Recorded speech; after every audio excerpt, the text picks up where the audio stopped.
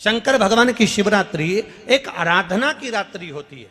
हमने पहले भी कथाओं में कहा, हर महीने शिवरात्रि आती है, प्रत्येक महीने शिवरात्रि पड़ती है, और प्रत्येक महीने की शिवरात्रि पर अगर आपसे बन सके, आप दुनिया में अगर आपके पास में लोग कहें कि ये बहुत गरीब व्यक्ति है, बहुत साधारण व्यक्ति है, इसके पास धन नहीं है, वैभव नहीं है, सत्ता नहीं है, इसके पास खुद का मकान नहीं है, इसके पास खुद की प्रॉपर्टी नहीं है, इसके पास खुद की दुकान नहीं है, दूसरे के यहाँ काम करता है, इसके पास कुछ भी नहीं है, हम उनसे कहेंगे 12 महीने शिवरात्रि आती है, 5 जगह पर चढ़ाई हुई बेलपत्र, आप एक वर्ष 12 शिवरात्रि का एक नियम ले लो, 5 जगह पर बेलपत्र समर्पित करना सीख जाओ। एक बेलपत्र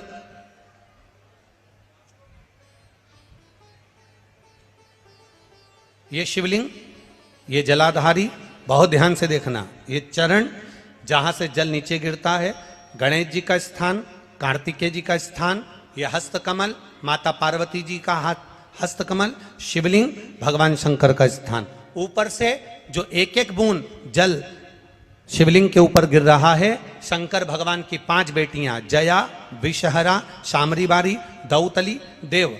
बीच में जो एक मोटी सी लाइन है वो शंकर भगवान की छोटी लड़की, क्या नाम है? अशोक सुंदरी। ये पूरे शिवलिंग का वर्णन। 5 जगह पर बेलपत्र, 5 स्थान पर बेलपत्र, 12 महीने की शिवरात्रि। आप दूसरे के यहाँ काम कर रहे हो, नहीं है नौकरी, नहीं है काम, दूसरे के मकान में रह रहे हो, खुद का मकान भी नहीं, खुद का प्लाट भी नहीं, खुद की प्रॉपर्टी भी नहीं, बहुत संघर्ष की जिंदगी जी रहे हो, ठेला धका रहे, लॉरी चला रहे, गाड़ी चला रहे, ऑटो चला रहे, अपने लिए करने का प्रयास करना। घर में जितने सदस्य हैं, 12 महीने शिवरात्रि आती है, एक बेलपत्र अशोक सुंदरी वाली जगह पर, डंडी का मुंह नीचे की ओर। दूसरी बेलपत्र माता पार्वती जी के हस्त कमल पर, ये 2 पत्ती जो होती है, इस पत्ती के 2 भाग शिवलिंग के बीच में हो। तीसरी बेलपत्र भगवान शंकर के शिवलिंग पर, डंडी का भाग आपके विपरीत दिशा में हो, विपरीत दिशा। चौथी बेलपत्र भगवान शंकर का जहां से जल बहकर जाता है, जमीन पर जो जल बहता है, जमीन पे से जो जल बहकर जाता है, चौथी बेलपत्र उस जमीन के जल पर जहां से वो पानी बहकर जा रहा है, पूरे शिवलिंग को छोड़कर जहां से पानी जमीन पर बहकर जा रहा है उस स्थान पर। और 5वीं बेलपत्र नंदी का जो पांव ऊपर उठा हुआ है, उस पांव के पास में 5वीं बेलपत्र समर्पित करना। एक शिवरात्रि से लेकर 12 शिवरात्रि जो 1 वर्ष तक कर लेता है, 1 वर्ष अपनी कड़ी मेहनत के साथ में मेहनत पूरी करना। और ये 5 बेलपत्र हर महीने जो शिवरात्रि आती है उस पे समर्पित करना प्रारंभ कर दीजिए और मेहनत करना प्रारंभ कर दीजिए। आपको आपके कर्म का फल मिलेगा। साल भर के अंदर आप अच्छे बनकर बैठ सकते हैं। पकड़ो आप भी भक्ति का मार्ग, तो मुक्ति का मार्ग स्वयं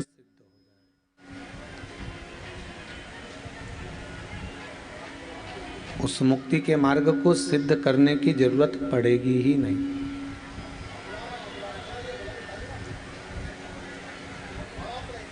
अगर भक्ति के पथ पर जीव चलता रहे, भक्ति के पथ पर अग्रण्य बना रहे, भक्ति के पथ पर आगे बढ़ता रहे, तो मुक्ति का जो पथ है, मुक्ति का जो मार्ग है, वो स्वतः ही प्राप्त हो जाए।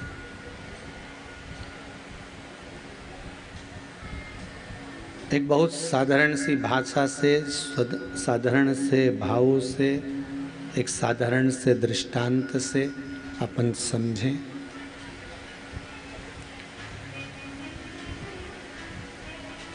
खीर बनाने में 3 चीजों का प्रयोग है।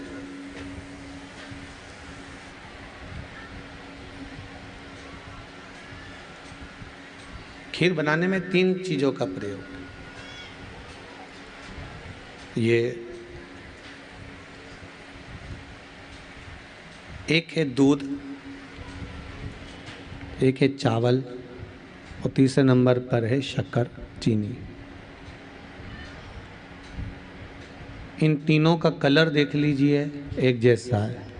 दूध भी सफ़ेद है, श्वेत है, चावल भी सफ़ेद है, श्वेत है, और शक्कर चीनी भी श्वेत है, चीनी भी सफ़ेद है।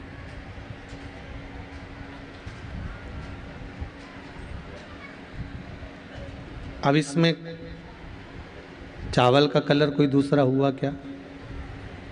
बोलो, जम के बोलो जरा।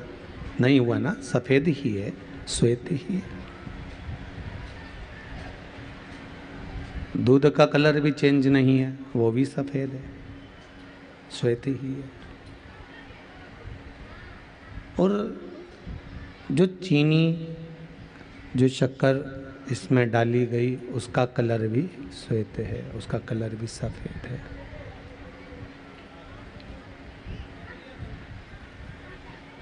तीनों में कोई भेद नहीं है महाराज, तीनों श्वेत है। अब ये तीनों है तो श्वेत, तीनों है सफ़ेद, पर तीनों का जो कार्य है वो अलग अलग है महाराज। तीनों का कार्य अलग अलग है। तीनों अपनी अपनी जगह पर अपना अपना कार्य में लगे हुए हैं। इसमें सबसे मुख्य खीर बनाने में केवल एक ही चीज़ है, सबसे मुख्य है। वो क्या है? वो शक्कर। अगर शक्कर नहीं है, चीनी नहीं है, तो खीर बन सकती है क्या? जम के बोलो जरा। नहीं बनेगी। उसमें सबसे ज़्यादा मुख्य, सबसे ज़्यादा प्रबल, सबसे ज़्यादा जरूरी है, तो उसमें शक्कर जरूरी है, चीनी जरूरी है। अगर चीनी है, शक्कर है,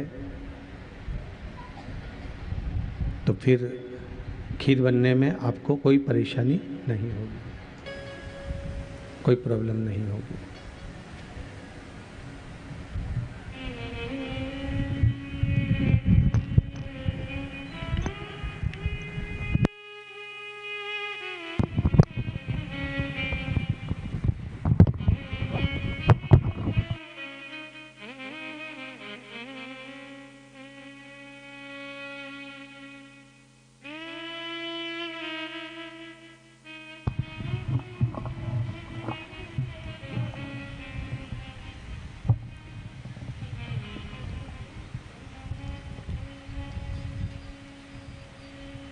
तीन चीज़ें हैं उसमें।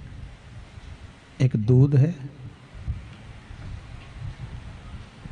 चावल है, शक्कर है।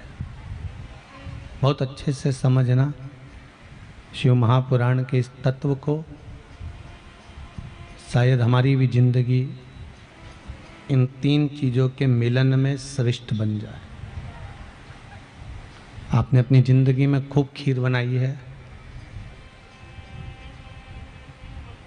और खूब खीर बनाकर खाया भी है, और अभी छट गई होगी तभी भी खूब बनाई होगी। हो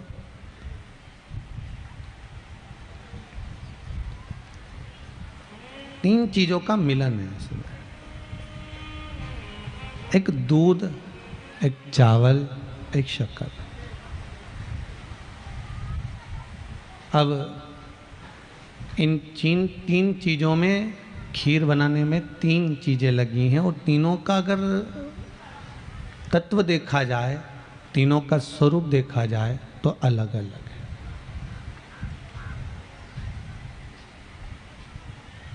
दूध क्या है? ज्ञान। चावल क्या है? कर्म। और शक्कर क्या है? भक्ति।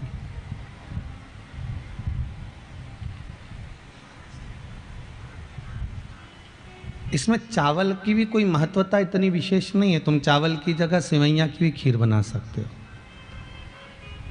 तुम चावल की जगह पर मखाना डालकर खीर बना सकते हो। तुम चावल की जगह साबूदाना डालकर खीर बना सकते हो। तुम चावल की जगह मोरधान डालकर खीर बना सकते हो। इसमें चावल की इतनी विशेष महत्वता नहीं है, पर ज़्यादा महत्वता अगर किसी चीज़ की है तो वो शक्कर की है, क्योंकि अगर दूध रग भी दिया और दूध तुमने उकाल भी लिया और दूध को तुमने तपा भी लिया, अग्नि में गर्म भी कर लिया, पर वो दूध साधारण रहेगा जब तक उसमें शक्कर ना रहेगी। और दूध में आप चाहे साबूदाना डालकर उकाल लो, चाहे मोरधन डालकर उकाल लो, चाहे आप सिमैया डालकर उकाल लो, चाहे आप उसमें मखाना डालकर उकाल लो, पर उसमें स्वाद नहीं आ सकता। उसमें स्वाद का क्रम नहीं रह सकता। स्वाद का क्रम कब आएगा? जब उसमें चीनी डलेगी, शक्कर डलेगी। शिव महापुराण की कथा भी यही कहती है।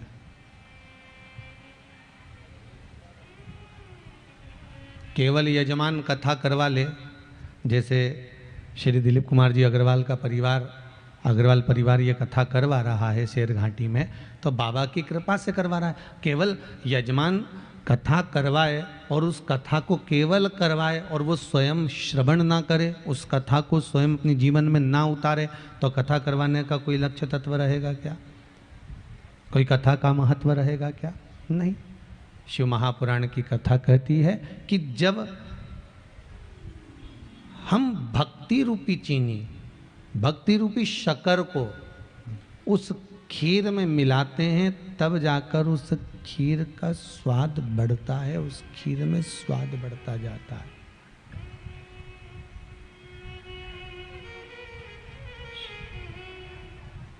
आप किसी भी कर्म को कर रहे हो, शिव महापुराण कहती है आप किसी भी कर्म को कर रहे हो, उस कर्म को करते हुए उसमें भक्ति का एक थोड़ा सा शक्कर, भक्ति की थोड़ी सी चीनी डाल दीजिए उसमें। आपके बेटे का ब्याह कर रहे हो, आप अपनी बेटी की शादी कर रहे हो, बेटे की शादी कर रहे हो, आप परिवार में कोई किटी पार्टी कर रहे हो, आप कोई उद्यापन कर रहे हो, आप अपने घर में कोई शादी की सालगिरह मना रहे हो, आप अपने घर में बच्चों का जन्मदिन मना रहे हो, आप अपने घर में कोई भी फंक्शन मना रहे हो, तो उस फंक्शन में थोड़ा सा भक्ति डाल दीजिए, उसमें थोड़ा सा भक्ति की शक्कर को डाल दीजिए, थोड़ी भक्ति की चीनी को उसमें डाल दीजिए।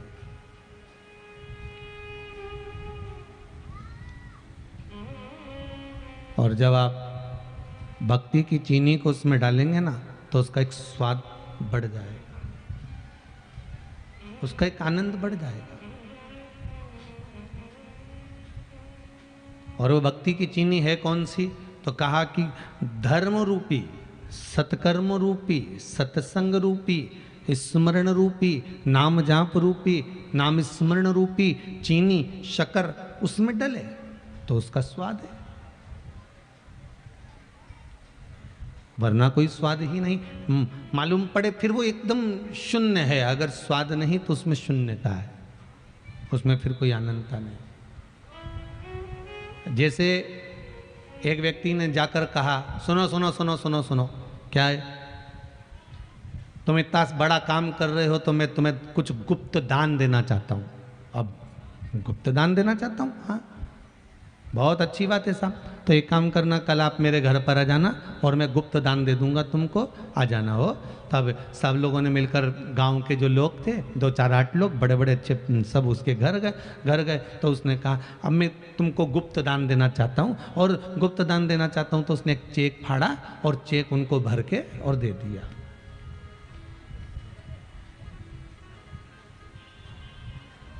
कहीं मेरा नाम मत लेना, कहीं मेरा नाम नहीं आना चाहिए। उन्होंने चेक में रुपए वगैरह सब भर के और उनको दे दिया। अब देने के बाद सारे गांव के लोग उस चेक को लेके बैंक गए, और बैंक में गए तो बैंक वाले से कहा, लो भैया ये चेक लो, और हमारे सेठ जी ने इसमें 5 लाख रुपए भरे हैं और हमको दे दो। इतने में चेक जैसे ही बैंक में दिया तो बैंक वाले बोले, पागलों जैसी बात मत करो, इसमें सेठ जी का कहीं नाम नहीं है और सिग्नेचर नहीं है। पैसे भरे हैं पर नाम नहीं है इसमें और ना उनमें सिग्नेचर है। तो जितने लोग चेक लेकर गए थे वो वापस सेठ जी के पास गए। सेठ जी से कहा, सेठ जी इसमें नाम और सिग्नेचर तो है ही नहीं। सेठ जी बोले, मैंने बोला था ना गुप्त दान दूंगा, अगर नाम लिख दूंगा तो गुप्त दान कहलाएगा ही नहीं, इसलिए मैंने ना तो सिग्नेचर करे ना नाम लिखा। अब गांव के लोग बाल नोचने लगे, बताओ तो चेक का क्या काम। अब उस चेक की महत्वता क्या है, उस चेक की मूलता क्या है, जब उसमें सिग्नेचर ही नहीं है, जब उसमें साइन ही नहीं है, जब उसमें नाम लिखा ही नहीं है, तो फिर उसकी तो कोई मूलता ही नहीं, फिर उसकी कोई महत्वता ही नहीं। आप जिस कर्म को कर रहे हो उस कर्म में अगर भक्ति नहीं है तो फिर उस कर्म का कोई महत्व नहीं है महाराज।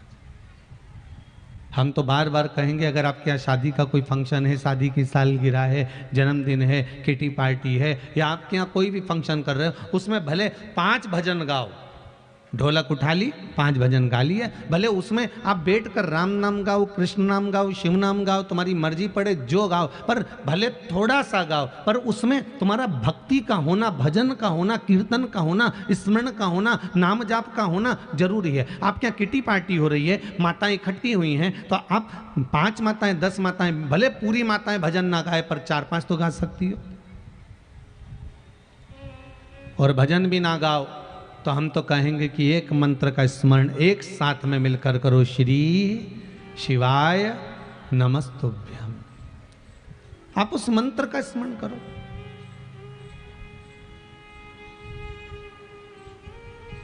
तुम्हारी मर्जी पड़े थोड़ी देर, 5 मिनट, 10 मिनट, 4 मिनट, जितना बन सकता है उतनी देर। आप क्या मालूम है कि शादी में समय नहीं मिलता गुरुजी, आपको तो मालूम है हमारे यहाँ फंक्शन रहते हैं, कार्यक्रम रहते हैं, समय नहीं मिलता। ना मिले थोड़ी देर तो भजन कर सकते हो। कि मुख में हो राम नाम, राम सेवा हाथ में, तू अकेला नहीं प्यारे, राम तेरे साथ में। तुम कुछ देर भगवान का भजन करिए।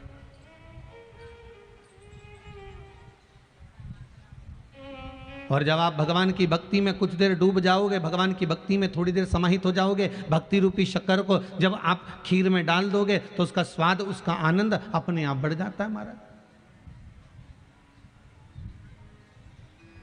क्यों ना बढ़ेगा?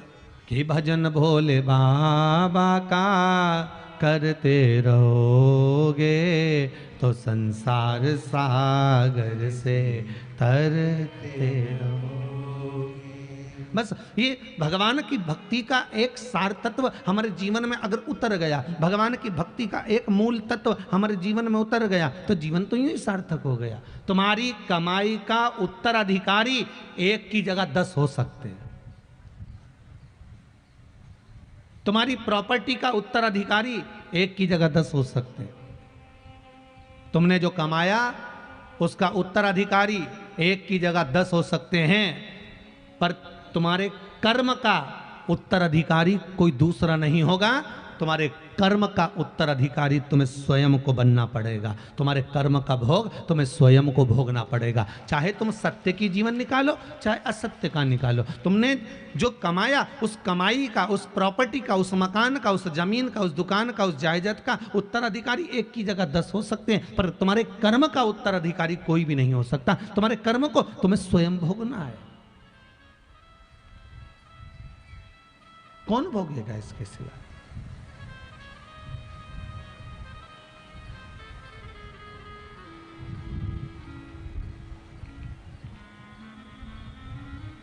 थोड़ा सा दुख, थोड़ी सी तकलीफ, थोड़ा सा कष्ट हमारे जीवन में आता है और हम रोते हैं, बिलखते हैं। हम यहाँ वहाँ भटकते हैं, हम भटक रहे होते हैं।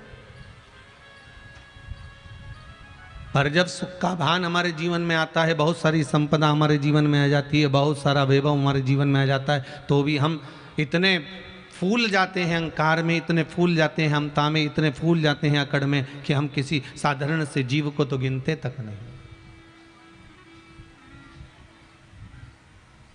हमारी अहमता इतनी बढ़ जाती है।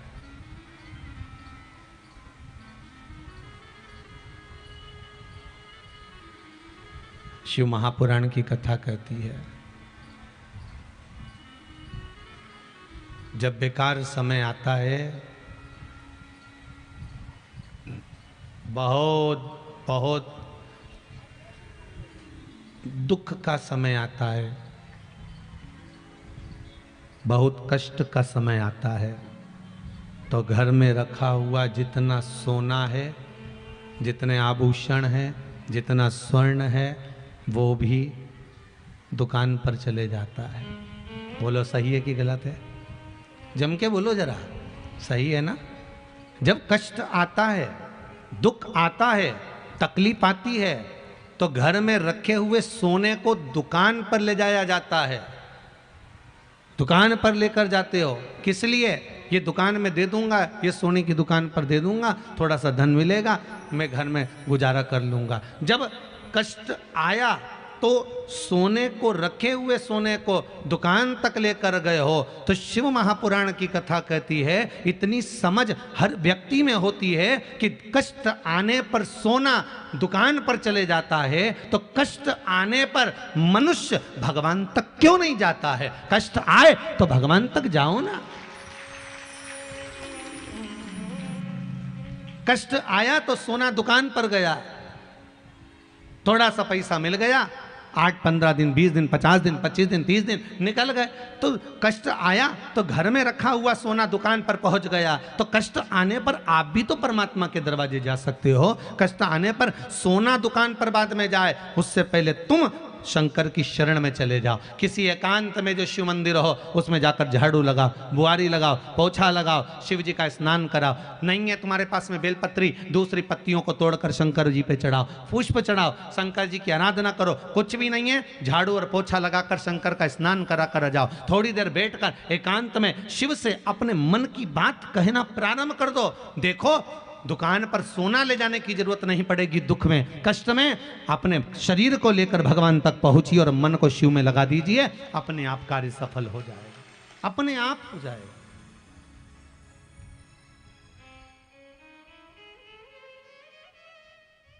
आप इस मन को तो लेकर जा ही नहीं रहे हो।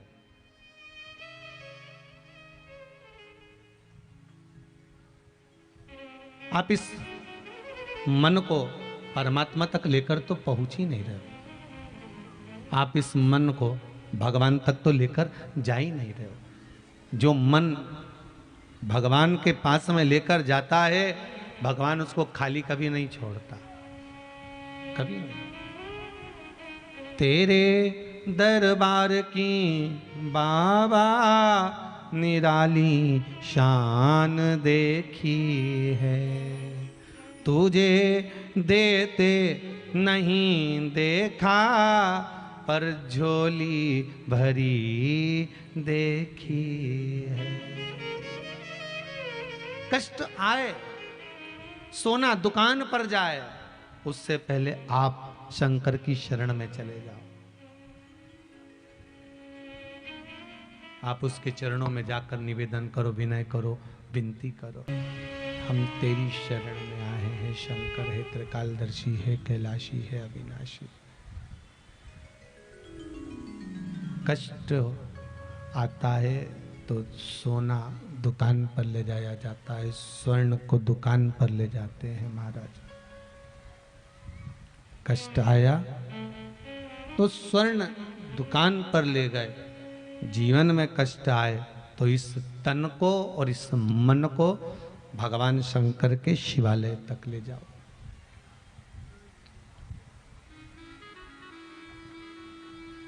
भगवान शिव के दरवाजे तक ले जाओ।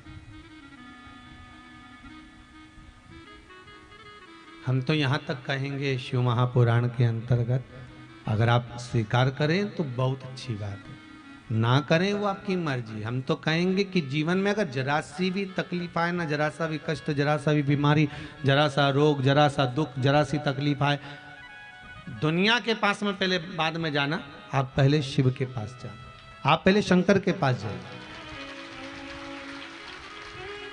अगर जीवन में थोड़ा सा भी दुख है, तकलीफ है, कष्ट है, रोग है, बीमारी है, दुनिया के लोग कितना भी टॉर्चर कर रहे हैं, दुनिया के लोग कितना भी दुख दे रहे हैं, आप सब जगह बाद में जाना, पहले शंकर के पास जाकर हाथ जोड़कर कहना, भोला सब दुख काटो, शिव शंकर जपूं तेरी माला, भोला सब दुख काटो म्हारा। सब जगह बाद में जाना, पहले शिव की शरण में जाना।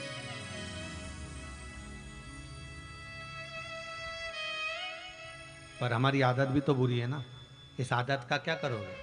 सबसे पहले आपके घर में अगर तकलीफ आई तो आप सबसे पहले अपने रिश्तेदारों को फोन लगा के बोलते हैं, देख मुझे 2 लाख रुपए की जरूरत है, तू दे देगी क्या? आज का जमाना इतना विचित्र है कि दुनिया फोन लगा के बात भी करती है तो टेंशन में लोग आ जाते हैं कहीं कुछ मांग ना ले।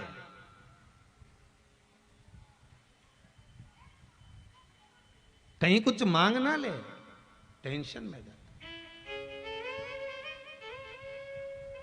वो तो कहीं कहीं का होता है अनभिज्ञ सा, जिसको टेंशन नहीं। जैसे होता है 2 व्यक्ति बात कर रहे थे, आपस में थोड़ा सा विवाद करने लगे। एक बोला पृथ्वी गोल है, एक बोला पृथ्वी चपटी है।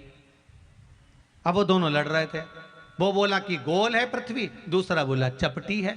वहीं से एक व्यक्ति निकल कर जा रहा था, इन्होंने उससे पूछ लिया, भैया इधर आओ, क्या बात है, ये बताओ कि पृथ्वी गोल है कि पृथ्वी चपटी है? उसने कहा भैया देखो हम तो इस गांव के है ही नहीं। उसने कहा हम तो इस गांव के है ही नहीं। अब बताओ ये कहीं ऊपर से आया था है? अब उससे पूछा कि ये बताओ कि पृथ्वी गोल है कि चपटी है, तो क्या हम तो इस गांव के है ही नहीं, हम तो दूसरे गांवों के हैं। अरे भाई बता तो सकता, पर कोई कोई होता अनभिज्ञ सा, उसको कुछ चिंता नहीं रहती। वो तो शिव के भरोसे पर जीता है, शंकर के भरोसे पर जीता।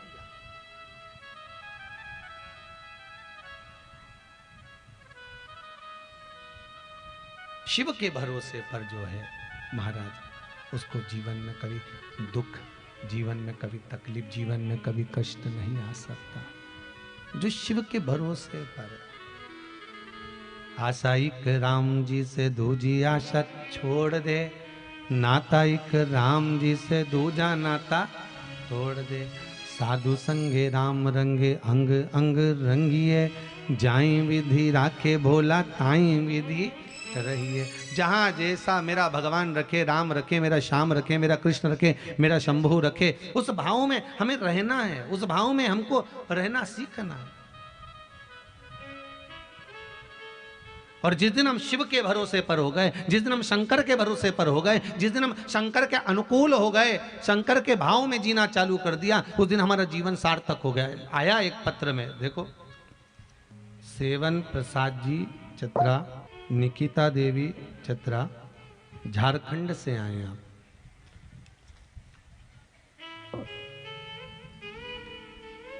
बैठे निकिता देवी जी चतरा, माइक दो जरा, माइक पहुंचाइए।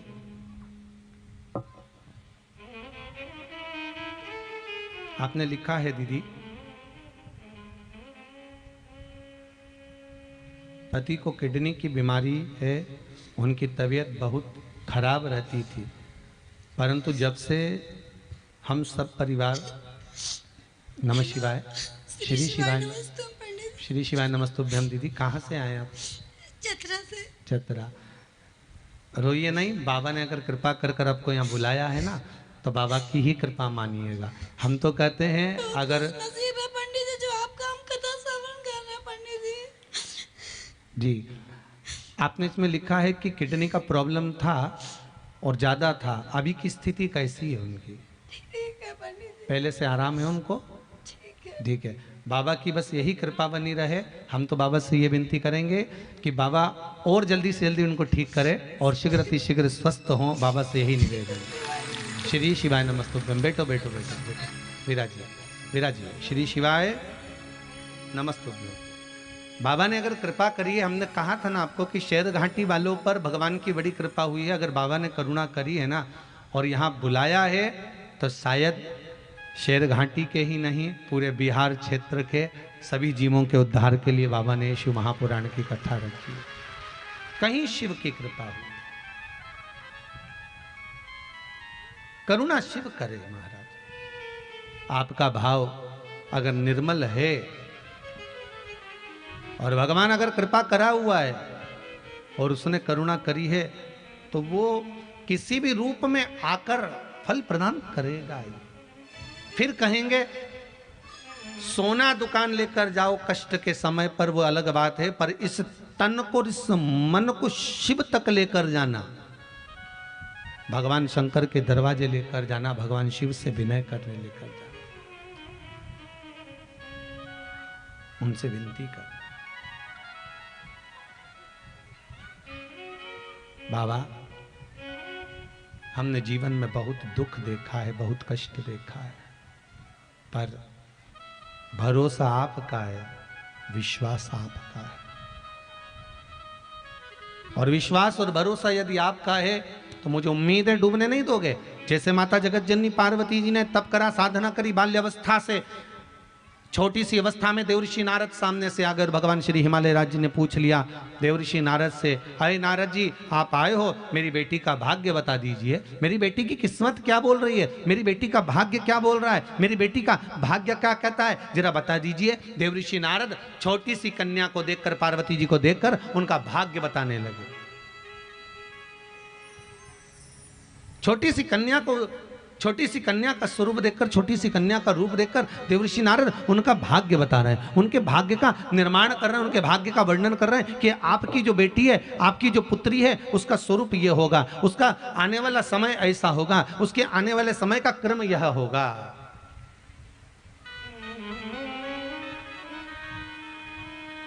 एक बात पहले भी कही, आज फिर कहते हैं, कमला कमला कमला, ढेर सारी कमला होगी पूरे शेर घाटी में, और शेर घाटी में क्या पूरे भारत में देखिए आप, बिमला बिमला बिमला, ढेर सारी बिमला होगी, रामकली रामकली, ढेर सारी रामकली होगी,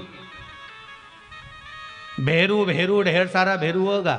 बोलो है कि नहीं सही बात? राम राम, ढेर सारे राम। अब मालूम पड़े किसी ने अपना नाम धीरज सिंह रख दिया तो धीरज धीरज, ढेर सारे धीरज होंगे। नवीन नवीन, ढेर सारे नवीन होंगे, ढेर पड़े। अब तुम सुबह से उठी और सुबह से उठकर तुमने सबसे पहले अखबार खोला, और अखबार खोलकर सबसे पहले उस पर राशि पढ़ी, और राशि पढ़ी तो क्या देखा, आज मेरी राशि में लिखा है कि मुझे आज ये मिलेगा। अब एक जैसी राशि तो ढेर सारी, बोलो सही है कि गलत है? ना जाने कितनों की राशि एक जैसी होगी, कितनों का नाम एक जैसा होगा, पर विचार करिए, किसी को तो सुख मिला, किसी को दुख मिला।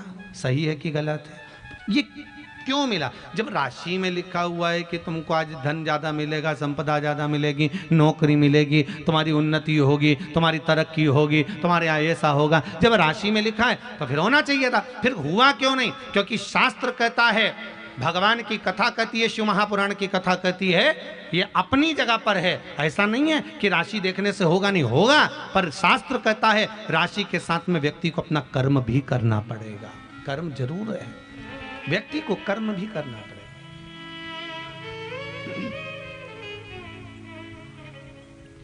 और जब तक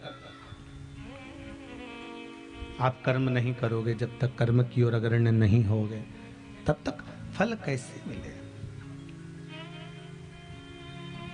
फल मिले तो फिर मिले कैसे? काम करते रहो, नाम जपते रहो, पार कर देगा वो भी कभी ना कभी। तुम कर्म तो करो, कर्म करते नहीं और विचार करो कि मुझे बस फल मिलना चाहिए। आज के ज़माने में दुनिया के लोग बहुत चतुर हैं, सोचे मैं काम कुछ नहीं करूं, कहीं का ऐसा महाराज मिल जाए, कहीं का ऐसा पंडित जी मिल जाए, कहीं का ऐसा महाराज मिल जाए, ऐसी विद्या करने वाला मिल जाए कि बस ऐसी भभूति घुमाए और नीचे से हंडा सोने का निकलता जाए। आज के ज़माने में तो लोग इस तुक में लगे कि कहीं का ऐसा महाराज मिल जाए जो ताली बजा से सोने के हंडे निकाल कर दे दे, कहीं से ताली बजाए और जमीन में से हंडे निकलते जाए। तो ऐसे महाराज कहीं मिल जाए तो हमको भी बता देना रे दादा, हमें भी बोल देना कि वहां पर सोने के हंडे निकल रहा है।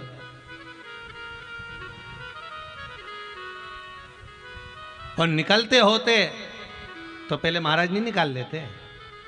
अरे बोलो तो जम के, निकालते कि नहीं निकालते? कि पहले अपन तो अपना घर भरे। शिव महापुराण की कथा भी तो वही कहती है कि तुम्हारे पास में 100 का नोट होगा तब तो तुम 1 रुपया किसी को दान दोगे। सही है गलत है? कि तुम्हारे पास में 5000 रुपए होंगे तो तुम 50 रुपए दोगे, तुम्हारे पास में 50 लाख रुपए होंगे तब तुम 100 रुपया दोगे, तुम्हारे पास में होगा तो दोगे ना। शिव महापुराण की कथा भी तो ये कहती है कि तुम्हारे पास होगा तो तुम किसी को दोगे कुछ।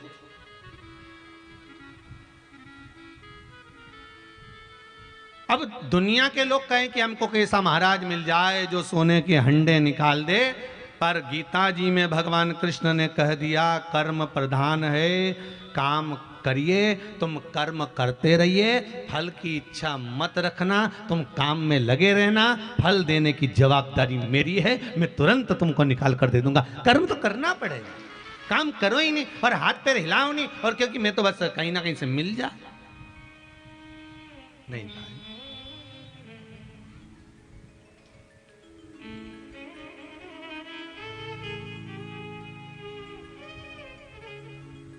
कर्म करना पड़ेगा, बिना बिना कर्म के नहीं हो सकता। आप करो।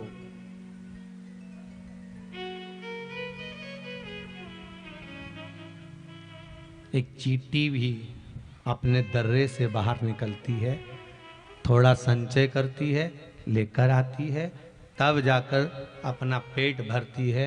भगवान कृपा करता है और उस चींटी से कहता है कि तू दर्रे से निकलकर इधर जाना, यहाँ जाएगी, तेरे को कुछ मिलेगा, तू लेकर आना, पाना। भगवान चींटी से भी करा है कि थोड़ा थोड़ा कर्म करते हुए चलोगे तो जीवन की सार्थकता बनती चली जाएगी, थोड़ा थोड़ा कर्म करते हुए चलोगे तो जीवन का आनंद प्राप्त होता चले जाएगा। हम कर्म ना करें और विचार कर कर बैठ जाए कि भगवान हमको दे देगा, भगवान की जवाबदारी है, उसको तो देना है, पर भगवान कहते हैं कि कर्म कर कर आगे बढ़ेगा तो थोड़ा ज्यादा प्राप्त हो जाएगा, कर्म कर कर आगे बढ़ेगा तो थोड़ा अधिकता में प्राप्त हो जाएगा। भगवान देगा, देने में कोई कमी नहीं उसके।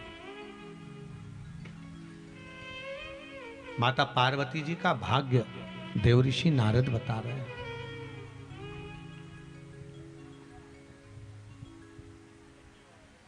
माता पार्वती जी का भाग्य देवऋषि नारद बता रहे हो। देवऋषि नारद ने कहा इनको जो पति मिलेगा, नग्न वेशधारी, भस्मी रमाने वाला, जटा जूट बांधने वाला, ऐसा इनको पति मिलेगा।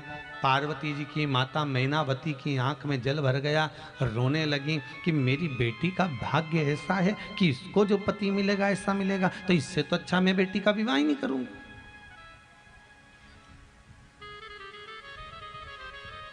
इससे तो मैं बेटी का विवाह ना करूं।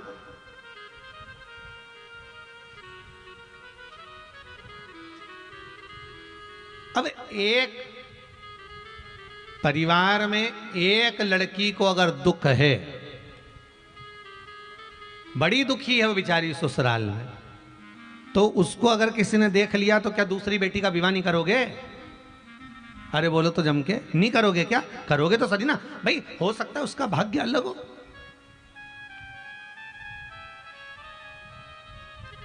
और जिसके भाग्य में जो लिखा है वो तो होना ही है महाराज। जन्म, मरण और परण, परण मतलब शादी, जन्म, मरण, मृत्यु और परण शादी, ये तीन मेरे देवाधिदेव महादेव के हाथ में है। जन्म मेरे महादेव के हाथ में, मरण मेरे महादेव के हाथ में और परण मेरे महादेव के हाथ में।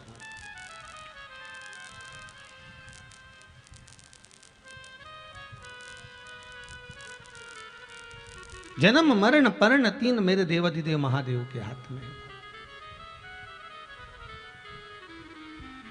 ये तीन शिव के हाथ में। डॉक्टर ने कह दिया बहू को, बेटी को इतने समय तक डिलीवरी हो जाएगी, जापा हो जाएगा। मालूम पड़े 4 दिन पहले ही हो गया, मालूम पड़े 15 दिन बाद हो गया। जन्म उसके हाथ में, मरण, मृत्यु लोगों ने देखकर कहा था इस तो खूब जिएगा, इसकी तो खूब उम्र है, खूब बढ़िया पत्रिका, क्या जोरदार इसके हाथ की रेखा, ये तो खूब जिएगा। अब मालूम पड़े बीच में कोरोना हो गया और निपट गया। अब पत्रिका क्या क्या करोगे? अब वो हस्तरेखा क्या क्या करोगे? मरण, मृत्यु लिखा, मरण, ये मरेगा। डॉक्टर ने कह दिया इसकी अंतिम सांसें चल रही है, इसके प्राण छूटने वाले हैं। डॉक्टर ने कहा दिया इसको घर ले जाओ, अब इसका अंतिम समय है, अंतिम श्वासें हैं। मालूम पड़े और घर ले गए। डॉक्टर ने तो कहा था 2-4 दिन में ये निपट जाएगी, मर जाएगा। मालूम पड़े घर ले गए, 2 महीने हो गए। जब जब बीमार पड़ती नीचे गोबर लीप के तुरंत अम्मा को नीचे सुला देते और गीता जी का पाठ सुना देते। अम्मा वापिस जिंदा हो जाती, वापिस जिंदा, वापिस पलंग पे सुलाओ।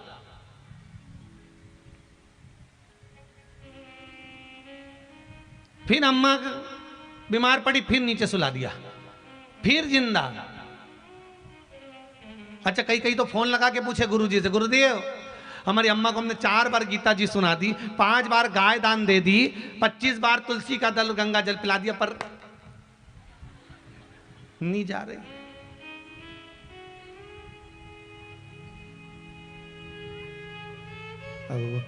भगवान से तो पूछो कि क्यों नहीं ले जा रहे। भगवान बोले कभी नीचे भजन नहीं करा, नीचे मृत्यु लोक में कभी भजन नहीं करा, नाम जाप नहीं करा, मंत्र जाप नहीं करा, स्मरण नहीं करा, कैसे लेकर जाऊं इसको। जन्म मरण और परण विवाह, कितनी भी कोई कह दे कि अगले महीने तक हो जाएगा, बस बहुत अच्छा ग्रह आ रहा है शादी हो जाएगी, मालूम पड़े 1 साल निकल गया, 1 साल।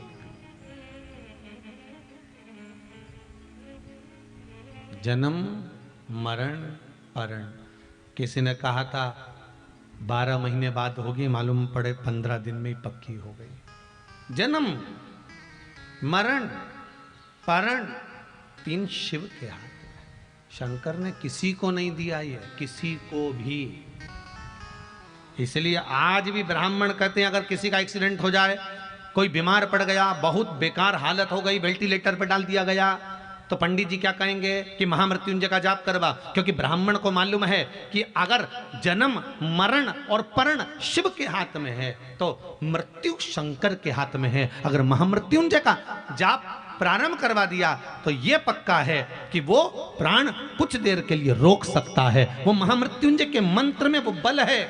इसलिए ब्राह्मण कहते हैं महामृत्युंजय का जाप करिए, इसका अनुष्ठान कर लीजिए, जप कर लीजिए।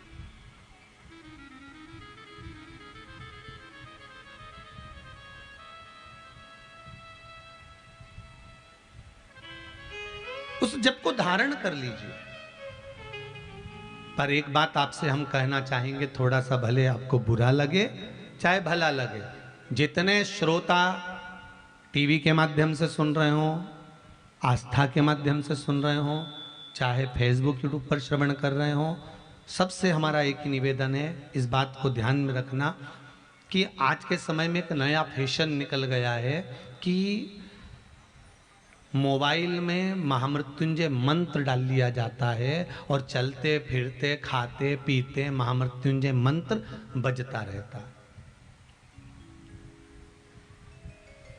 या गायत्री मंत्र आपने अपने मोबाइल में डाल लिया, हनुमान चालीसा आपने अपने मोबाइल में डाल ली, चलते फिरते खाते पीते आप वो जप रहे हैं। पर शिव महापुराण की कथा कहती है महामृत्युंजय वो मंत्र है जिस मंत्र के बल पर स्वयं भगवान शंकर सामने आकर खड़े हो जाते हैं मृत्यु को जीतने के लिए। और उस मंत्र को आप गलत काम कर रहे हो, उसमें भी बज रहा है, रिंगटोन में चालू कर दिया है, मालूम पड़े सोच कर्म के लिए बैठे हो, कहीं वॉशरूम में गए हो, कहीं मुंह धो रहे हो, कुल्ला कर रहे हो, गलत किसी से झूठ बोल रहे हो, बात कर रहे हो और वो मंत्र तुम्हारे मोबाइल में बज रहा है, उसका दोष तुमको सहन करना पड़ेगा, उसका कष्ट तुमको सहना पड़ेगा, कोई दूसरा नहीं सहेगा।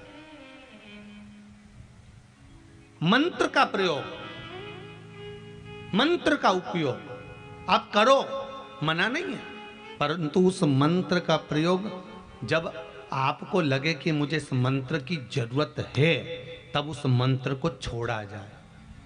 भगवान राम के उस तर्कस के अंदर कितने बाण थे, पर भगवान ने समय समय पर छोड़े कि हाँ अब इस बाण की जरूरत है, छोड़ दिया जाए, अब इसकी जरूरत है, छोड़ दिया जाए, अब इसकी जरूरत है, छोड़ दिया जाए। लक्ष्मण जी ने बार बार भगवान राम से कहा 1 मिनट में निपटा दो इस रावण को। भगवान कहते नहीं, पहले छोटे छोटे बाण छोड़े जाएंगे। डॉक्टर भी अगर टेबलेट देता है, डॉक्टर भी दवाई देता है, तो पहले छोटी छोटी देता है कि हाँ ये काम कर जाएगी, ये काम कर जाएगी, ये काम कर जाएगी। जब इतने mg की काम नहीं करती, 60 mg 70 mg 200 mg की काम ना करे, फिर 500 mg पर पहुंचता है कि हाँ अब ये दवाई काम करेगी। 500 से फिर आगे बढ़ेगा, 550 mg की, 600 mg की भेजेगा।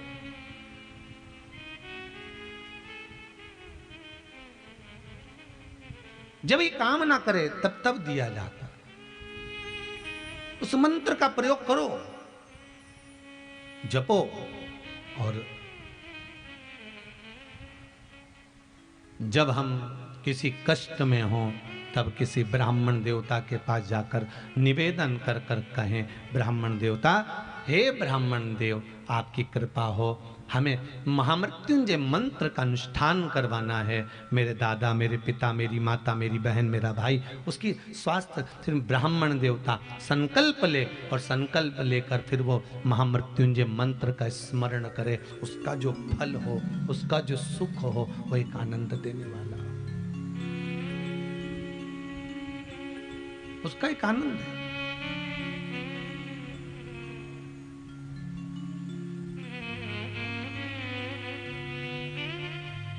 जीवन की शरणागति का पथ है।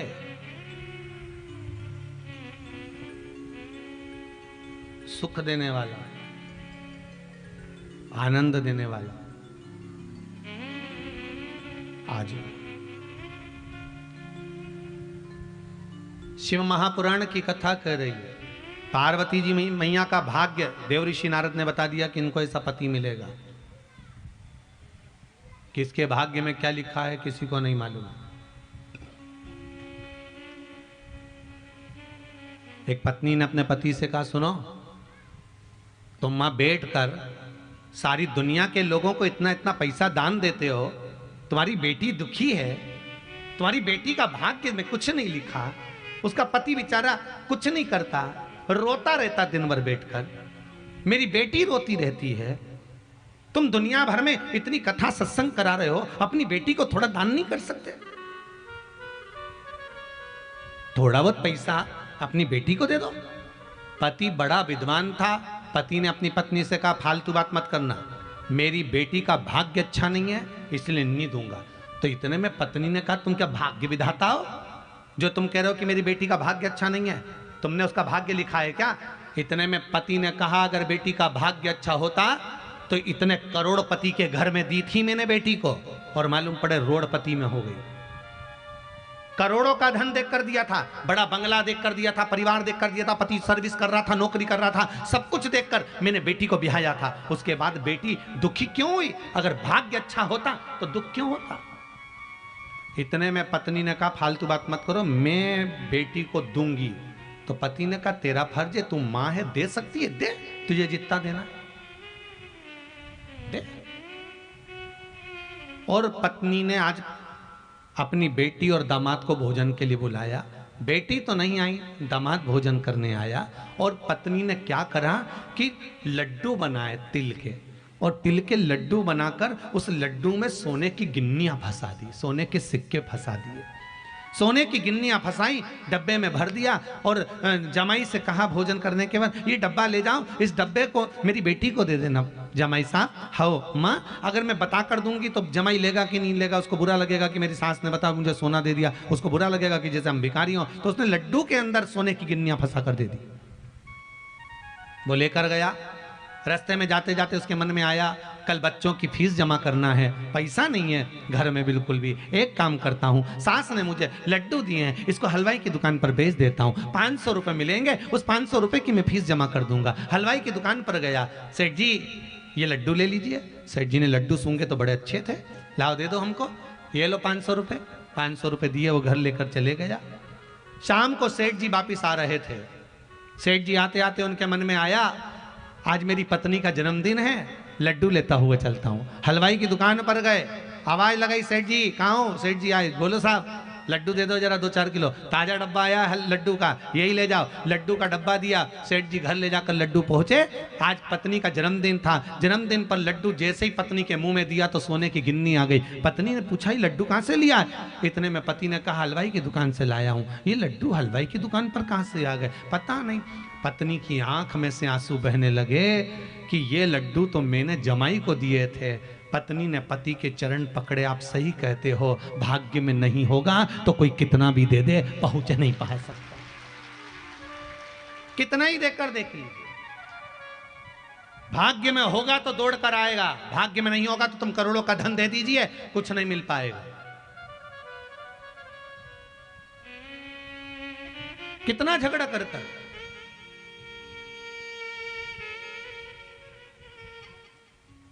भाग्य में हो क्यों ना मिलेगा। कितने लड़े एक मकान के चक्कर में, भाई भाई लड़े एक मकान के चक्कर में। मेरा है, माँ ने मेरे को दिया था, मम्मी ने मुझे दिया था, पिताजी ने मुझे दिया था, लड़ाई करी, अदालत में बात हुई, सब कुछ करा, विवाद पर विवाद, विवाद पर विवाद हुआ। मकान ले भी लिया, अब उसमें कितने दिन रहे मालूम पड़े परमात्मा ने हाथ पकड़कर खींच लिया तो मकान में कौन रहेगा? कौन? भगवान से कहना भगवान हमें किसी के भाग्य का मत देना, भगवान हमको हमारे भाग्य का देना, इतना देना कि जीवन में एक बार शिव महापुराण की कथा करवाऊं, इतना मुझे दे देना बस। मुझे अपने भाग्य का देना। जैसे आज दिलीप जी अग्रवाल कथा करवा रहे हैं, ऐसी कृपा शेर घाटी पर फिर हो, और भगवान से प्रार्थना करना ऐसा धन मुझे देना। कमाया कमाया कमाया कमाया, आखिरी में छोड़ दिया, और फोटो इतना बड़ा दीवार पे टंग गया, ऐसा कमा कर नहीं छोड़ना। भगवान से कहना ऐसा देना कि जीवन में एक बार शिव महापुराण की कथा मैं भी करवाऊं, अपने जीवन को सार्थक मैं भी बनाऊं। कमाया पतियों ने, मना नहीं, दुकान जमीन जायदाद सब सब कमाया, दुनिया भर की दौलत भी बनाई। किसके काम की? मकान बनाया, उसमें कितने तुम रह रहे हो? इतना बड़ा मकान, और मकान में भी तुम्हारा कमरा इतना बड़ा, उसी में एक पलंग, और उस कमरे में भी तुम्हारी जगह कितनी, पलंग पे भी इतनी जरा सी जगह, उसमें अलमारियां 4-4, तुम्हारे कपड़े रखने की अलमारी कितनी, एक, और एक अलमारी में भी आधी, आधी में तो जगदम्बा की साड़ी, तुम्हारी तो आधी है। कितना कमाया, सब यही छोड़, क्या गया, सब धरा गया। बस एक चीज अपने साथ में जाती है, भगवान का जो भजन करा वो, जो दान करा वो, जो पुण्य करा वो, जो सत्कर्म करा वो, और जो भगवान की कथा को श्रवण किया वो अंतिम समय तक साथ चला जाता। सब छूट गया, बाकी का पड़ा रह गया, सब धरा के। और जो मर मर के चले गए ना, वो भी फोटो में टंगे हुए स्माइल देते हैं अपने को देख देख के। तुम्हारे घर में जितने मरे हुए गए उनका फोटो आज शाम को जाके देखना, मुस्कुराते हुए मिलेंगे। कोई ऐसा सिर पे पल्लू डाल के मुस्कुराए, और कोई टोपी मोपी लगा के मुस्कुराए, मुस्कुराते हुए दिखेंगे। और उनके गले में एक प्लास्टिक की माला, वो भी पंखा चले तो माला हिले,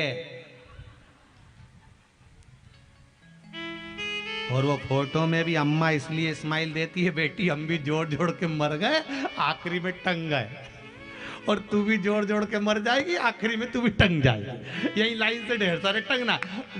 कर लो भजन। कभी कभी अपने अपने पतियों से पूछ लिया करो, किसके लिए कमा रहे हो? इतना धन किसके लिए जोड़ के ला रहे हो? किसके लिए झूठ बोल रहे हो? किसके लिए प्रपंच कर रहे हो? पति कहेगा मैं अपने बच्चों को पढ़ाने के लिए, पति कहेगा मैं अपनी पत्नी के लिए, मैं अपना वैभव बनाने के लिए, अपना नाम चलाने के लिए, अपनी पत्नी और अपने बच्चों के लिए। तो पत्नी ने कभी कहा अपने पति से कि तुम झूठ बोल कर कमाना? आप में से कितनी माताएं बैठी हैं जो अपने पति से कहती हो कि दिन भर झूठ बोलो? कितनी बेटी है जो अपने पति से कहती है कि झूठ बोलकर कमा के लाओ? कितने बच्चे बैठे हैं जो अपने पापा से कहते हैं पिताजी मेरी पढ़ाई के लिए तुम झूठ बोलना, बेईमानी करना, छल करना, प्रपंच करना, कपट करना। ना तो बेटे ने कभी कहा, ना कभी बेटी ने कहा, ना कभी पत्नी ने कहा कि झूठ बोलकर कमाना। उसके बाद भी तुम झूठ छल कपट कर कर कमा रहे हो, तो तुम्हारे ऊपर मरकर व्यक्ति जब ऊपर जाता है, यम की कैद चढ़ता है, वहां जाके रोता है कि मैंने झूठ बोला था पत्नी के लिए, मैंने झूठ बोला था अपने बच्चों के लिए, मुझे अकेले को नरक मत भट डालो, मुझे अकेले को नरक मत पटको। तो यमराज कहते क्या चाहते हो? मेरी पत्नी और बच्चों को भी तो नरक डालो, क्योंकि उनके लिए कमाया था, उनके लिए जोड़ा था, तो पत्नी और बच्चों को भी नरक डालो। तो यमराज कहेगा झूठ किसने बोला? तूने। छल किसने करा? तूने। कपट किसने करा? तूने। बेईमानी किसने करी? तूने। तो भोगेगा भी कौन? तू। इसीलिए फिर निवेदन है, तेरा क्या होगा रे कालिया? कौन भोगेगा? कोई दूसरा भोगने वाला है? भोगना तुमको है। और मेरी माताओं से निवेदन है, क्यों कहते हैं कि माताओं आप कथा में जाओ, क्यों कहते हैं कि आप सत्संग में जाओ, क्यों कहते हैं कि आप धर्म में जाओ, क्यों कहते हैं कि आप भगवान की भक्ति में लगे रहो? उसका कारण है, पति कितनी भी बेईमानी का धन लाए, झूठ बोलकर लाए, प्रपंच कर कर लाए, आप अगर सत्संग में जाकर बैठ जाती हो तो आपके धर्म का आधा हिस्सा पति के खाते में चला जाता है। आप धर्म तो करो, आप सत्कर्म तो करो, आप भजन तो करो, आप कीर्तन तो करो, मंत्र जाप तो करो, आपकी पूंजी थोड़ी उसके खाते में जाएगी, तो वो भी नरक नहीं भोगेगा, तर जाएगा। और वो तो कहता है कि मेरी कमाई में से 2 रुपया लेकर जाना, कहीं शिव पुराण में, कहीं भागवत में, कहीं धर्म में लगा देना। पर माताएं उसकी कमाई में से निकालती तो है, पर सब डेंटिंग पेंटिंग में लगाई जाती है। तो काहे का धर्म में लगा है? मुझे तो आज तक एक बात समझ में नहीं आया कि ये 2-3 घंटा भगवान जाने वो ऐसी कुर्सी पे बिठा दें और ऐसी ककड़ी धर दें और यहां से यहां तक पोत पुता के और बिठा दें, और ये 3 घंटा एक जैसी ना हिले ना डुले। भगवान जाने इतना विल पावर कहां से आता होगा, इतनी मन में कट्टरता कैसे आती होगी कि 3 घंटा बैठी रहे। और नहीं तो यहां 3 घंटा बिठाओ तो रामदेव बाबा का पूरा आसन लगा ले, पूरे आसन रामदेव बाबा के लगा ले उतनी देर में। तो वो तो इसका बस नहीं चले तो कपाल भारती भी कर ले इसका। भगवान जाने का 3 घंटे तक बैठी, फिर वो धागा ली आई, वो नोचती गई, भगवान राम। 2 घंटे तक कांच के सामने पेंसिल से, अच्छा कई बार वो पेंसिल से मुंडा देखे तो ऐसा लगे जैसे भगवान कृष्ण सृष्टि देख रहा, डब्बा भरे पुल्ला सल्ला भगवान। इधर से नीली, इधर से कत्थई, भगवान।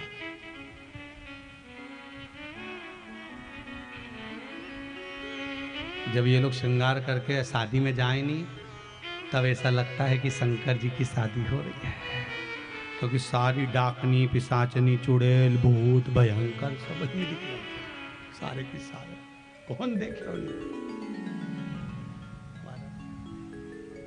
शिव जी के विवाह जैसा तो विवाह किसी का नहीं हुआ।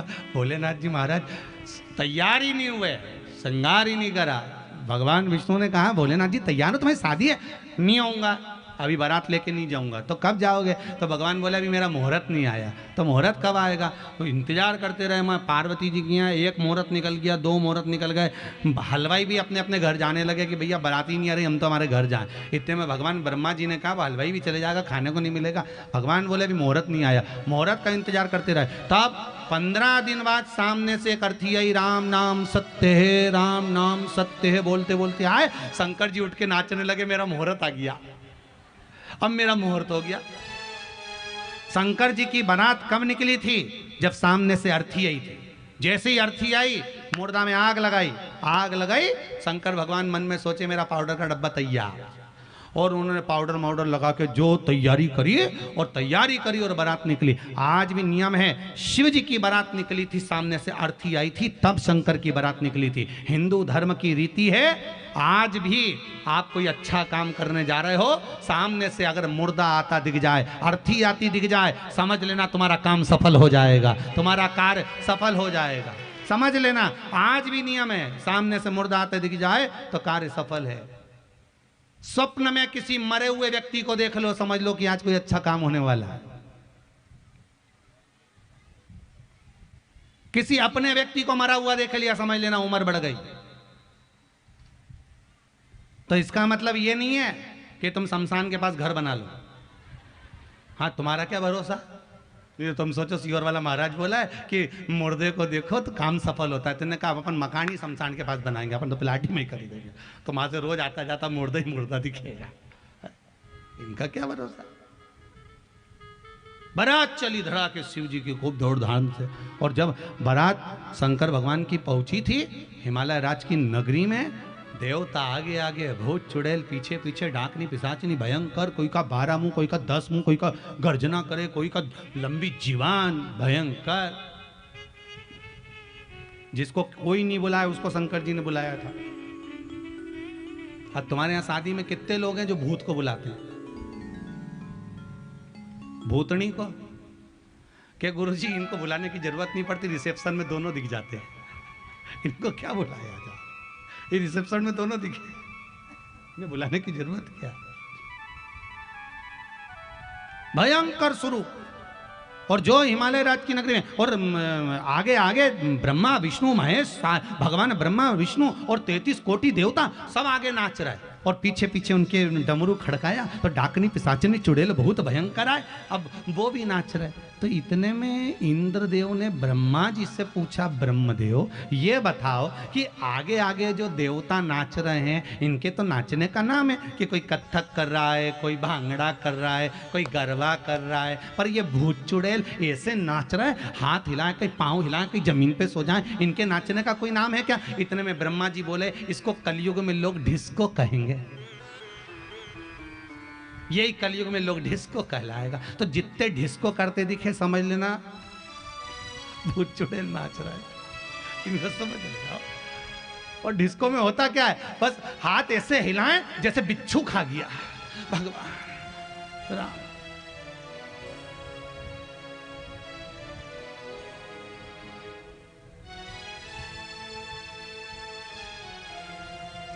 अरे यहां तो ठीक है,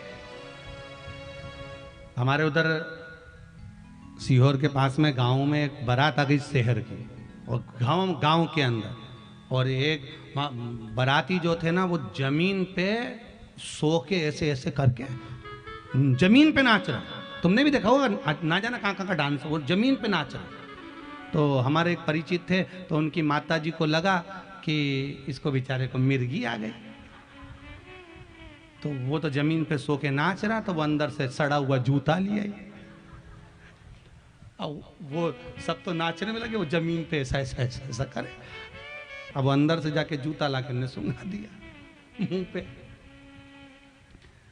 अब दूल्हे का जो बाप था वो नाचते नाचते आके बोला, ए आंटी वो मिर्गी नहीं है, नाच रही है। अब उसकी अम्मा ने जूता ही मुंह में दिया धर के, ऐसा नाच ये नाच, ऐसा नाच, ये नाच।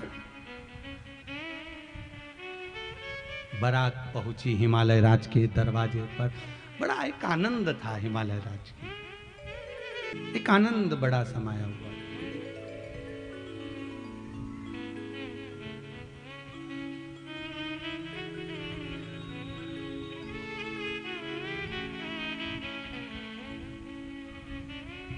अब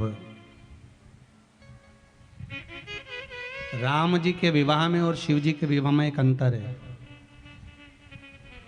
राम जी के विवाह में पहले भावर हुई थी, फिर भोजन हुआ था। क्या हुआ था? पहले भावर, फिर भोजन हुआ था। और शिव जी की शादी में पहले भोजन, फिर भावर। 33 कोटि देवता यहाँ से वहां तक बैठे थे। इधर भूत चुड़ैल भी बैठे थे लाइन से, किसी के 12 मुंह, किसी का हाथ नहीं, किसी का पाँव नहीं, किसी का मुंह ही नहीं, वो भी बैठे थे। पत्तल लगाने वाले आ गए, देवताओं को पत्तल लगाई, इधर आए, एक के 12 मुंह थे, उससे पूछा दादा पत्तल कितनी रखूं? उन्हें कहा 12 रख। तो 12 मुंह से खाएगा? हाँ। और आगे गए, एक का मुंह आगे था, पीछे भी था, उससे पूछा दादा तू कैसे खाएगा? तो क्या आगे भी धर पीछे भी धर। 2 पत्तल लगे। और आगे गए, एक का मुंह ही नहीं था, गला ही गला, उससे पूछा दादा तू कैसे खाएगा? तो क्या बाल्टी में लाता जा, गला में कुड़ता जा। बेरोजगारी करने वालों की आफत आ गई। सारे की सारे उठे, हिमालय राज के पास गए, हिमालय राज देवऋषि नारद के पास गए। नारद जी ने कहा क्या बात है महाराज, ये बारात नहीं जिमाई जा रही, क्या करें? नारद जी ने कहा घबराओ मती, देवता बैठ के जिम रहे हैं ना, इनको जिमने दो पंगत में, और ये इन भूत चुड़ैल के लिए यहाँ से वहाँ तक टेबल लगा दो, और इनको एक एक हाथ में प्लेट दे दो और एक एक चम्मच दे दो, और इनको पूरे ग्राउंड में छोड़ दो, खाने दो इनको।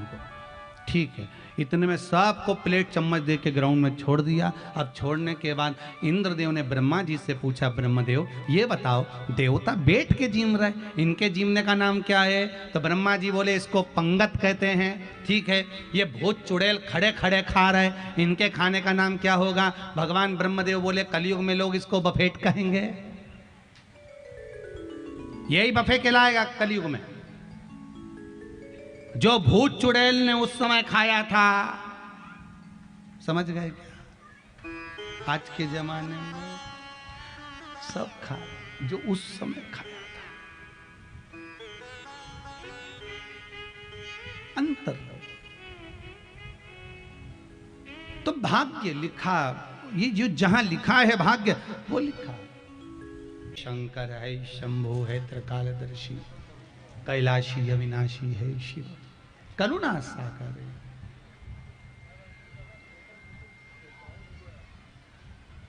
शिव को प्राप्त करना महाराज,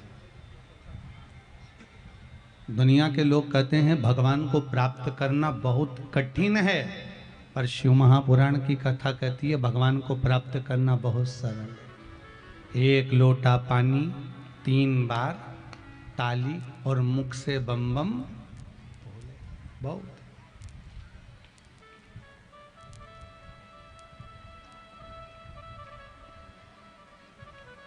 कि दया की न होती जो आदर तुम्हारी, तो सुनी ही रहती अदालत तुम्हारी। गरीबों के दिल में जो जगह तुम न पाते, तो किस दिल में होती इबादत तुम्हारी। हे शंभु,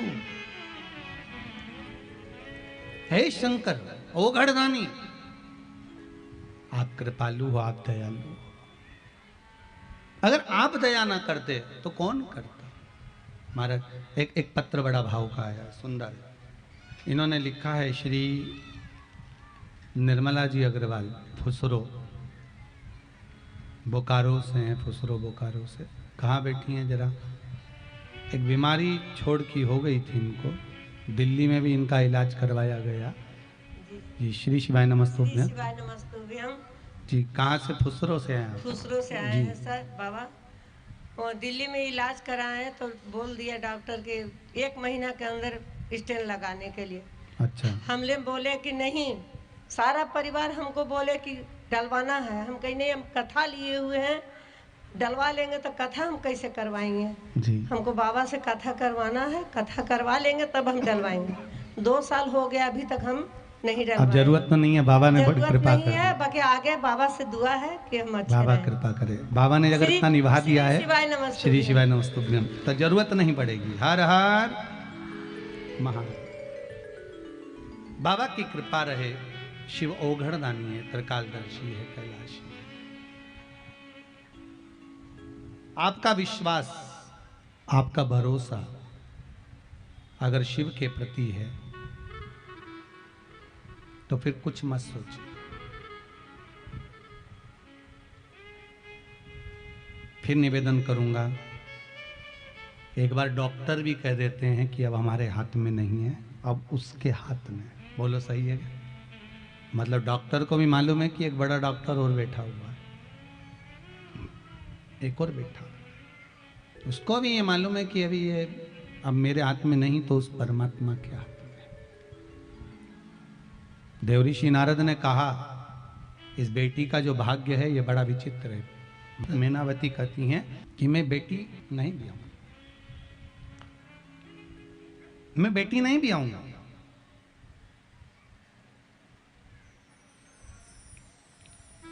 पर हिमालय राज कहते हैं कि अगर बेटी के भाग्य में ये सब कुछ लिखा है तो कोई टाल नहीं सकता। एक निवेदन आप सबसे करेंगे, दुख है ना थोड़ा सा अगर आपके जीवन में, शिव जी को आप जल चढ़ाना चालू कर दीजिए।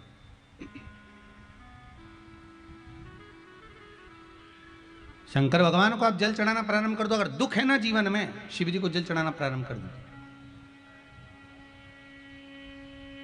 और एक निवेदन और करेंगे, अगर दुख समाप्त ही नहीं हो रहा है, कोई बीमारी एक पूरी होती है दूसरी लग जाती है, दूसरी बीमारी पूरी होती है तीसरी लग जाती है, तीसरी बीमारी पूरी होती है चौथी लग जाती है, कुछ प्रॉब्लम चली रही है, तो एक जल के पात्र में जल लीजिए, कलश लोटा पानी का भर लीजिए और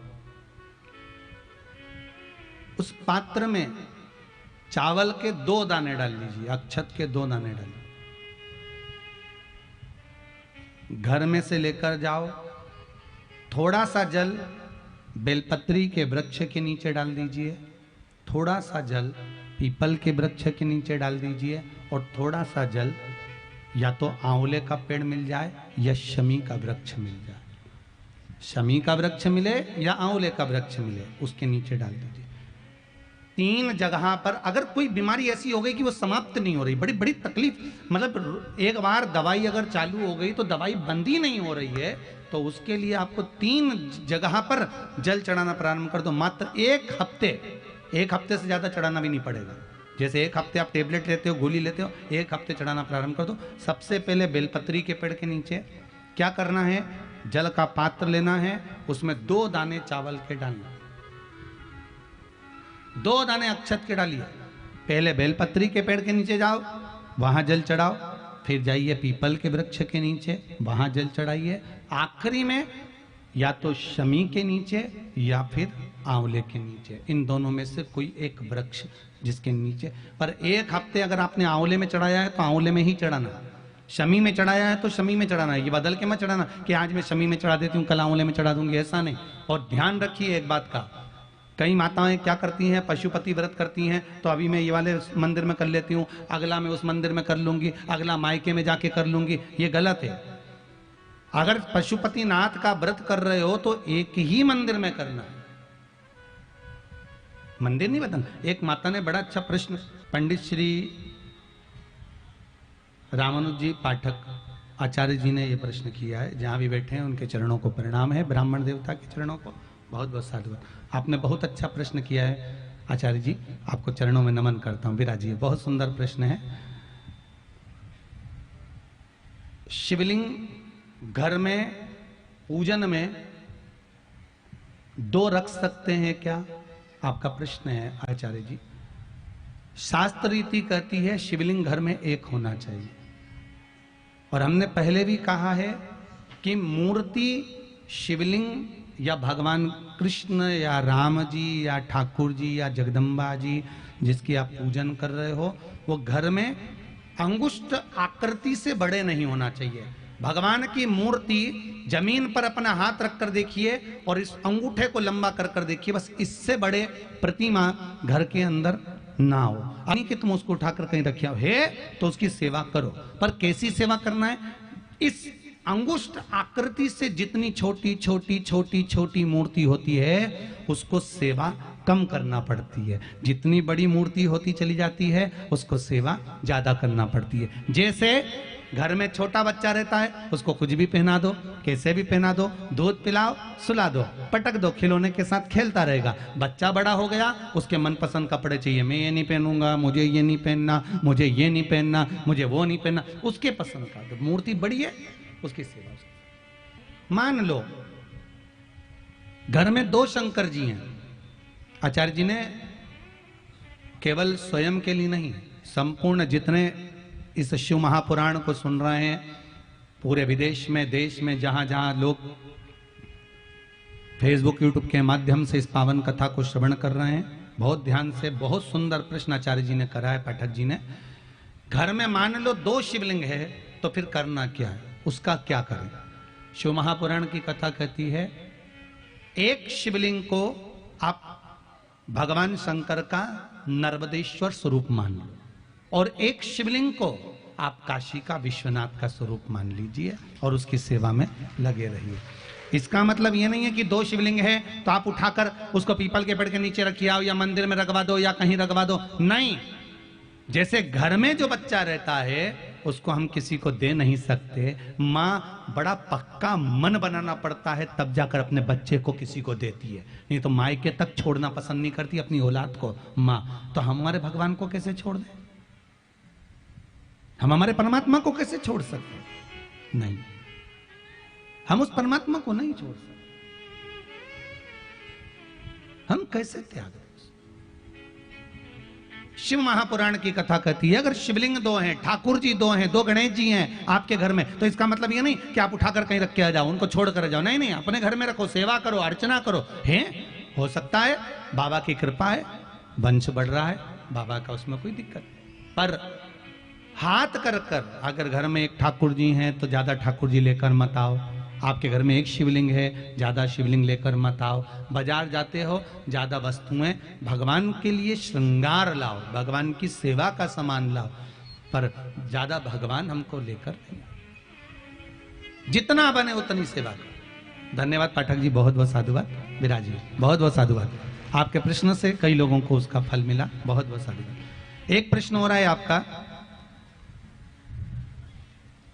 दर्पण, जो दर्पण होता है, कांच होता है, वो घर में कहां रखना चाहिए? शिव महापुराण के अनुसार तो हम वर्णन नहीं करेंगे, इसका भविष्य पुराण के अनुसार वर्णन करेंगे। भविष्य पुराण के अनुसार जिस कक्ष में आप निवास कर रहे हैं उस कक्ष में ध्यान देना कि जहां आप सोते हैं, सोते समय बिल्कुल पांव के सामने दर्पण नहीं होना चाहिए, इसका विशेष ध्यान रखें। आप सो रहे हैं, चरण आपका सामने है, दर्पण ना हो। जैसे हमारे यहाँ झाड़ू की महत्वता कही, जो झाड़ू होती है, बुआरी होती है, जिस झाड़ू को अपन झाड़ते हैं, ये महाराज 3 जगह पर नहीं रखना चाहिए। कितनी जगह पे नहीं रखना है? 3 जगह। पहला, जिस कमरे में पति पत्नी दोनों सोते हों उस कमरे में झाड़ू कभी मत रखना, क्योंकि पति पत्नी में क्लेश बना ही रहेगा, आपस में प्रेम स्नेह नहीं रहेगा। जिस कक्ष में पति पत्नी सोते हो, रहते हो, उस कमरे में झाड़ू कभी नहीं होना चाहिए, बुआरी नहीं होना चाहिए। दूसरा, जिस कक्ष में, हॉल में लोग आकर बैठते हो और वहां कोई सोफा सेट लगा हो, कोई पलंग लगा हो, उस पलंग के नीचे, उस सोफे के नीचे झाड़ू नहीं होना चाहिए। सास और बहू का संबंध अच्छा नहीं रहता, विवाद होगा ही, ये पक्का है। तीसरा, अन्नपूर्णा का स्थान जहां पर भोजन बनता है, आप भोजन करते हो, रसोई घर में झाड़ू नहीं होना चाहिए। कारण बच्चों में क्रोध आएगा, चिड़चिड़ प्रवृत्ति बनी रहेगी और बेटा और बेटी संबंध आप करना चाहते हो समाज में, और बच्चे गलत जगह पर संबंध करने के लिए आतुर रहेंगे। इसलिए रसोई घर में बुआरी झाड़ू नहीं होना चाहिए। 3 जगह विराजिए, बैठिए, 3 जगह पर बुआरी करना। कुछ चीजें ऐसी हमारे इसमें भविष्य पुराण के अंतर्गत बड़े बड़े सुंदर भाव वर्णन करें महाराज, उसको समझना है ना, हमारे जीवन में उतारने लायक। कई माताएं कहती है हमारे यहाँ क्लेश बहुत रहता है। क्लेश क्यों रहता है उसका कारण तुम खुद जानती होगे कि क्लेश क्यों है। और ऐसा नहीं है, आप में से कई माताओं ने अभी जो कथा कही इसमें आपको लगा होगा कि हम झाड़ू कहाँ रखते हैं, हमारी झाड़ू रखने की जगह कहाँ है, आपको स्मरण होगा और उसको आप स्वीकार भी करते होंगे भीतर से कि हाँ, हम सास बहू का झगड़ा क्यों हो रहा है, पति पत्नी में प्रेम क्यों नहीं है, बच्चे सुनते क्यों नहीं है। उसका कारण है 3 जगह पर कहीं ना कहीं झाड़ू आप रख रहे हो, ये पक्का है। अब तुम किसी पंडित जी से जाके पूछो साहब मेरे घर में शांति नहीं है, तो पंडित जी ये कहेंगे कि तुमने झाड़ू गलत जगह रखी है। वो तो पाठक जी को धन्यवाद दो कि उन्होंने प्रश्न अच्छा कर लिया और उसमें ये उत्तर निकल गया और प्राप्त हो गया आपको, तो उनको धन्यवाद। आपका नहीं।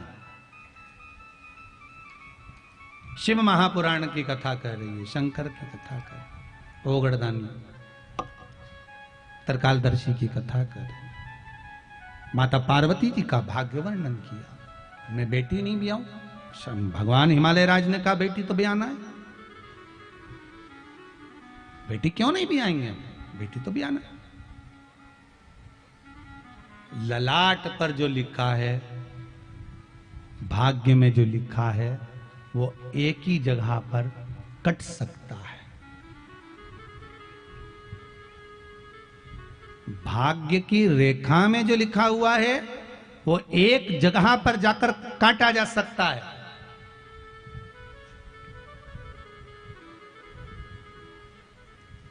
कहा तो कहा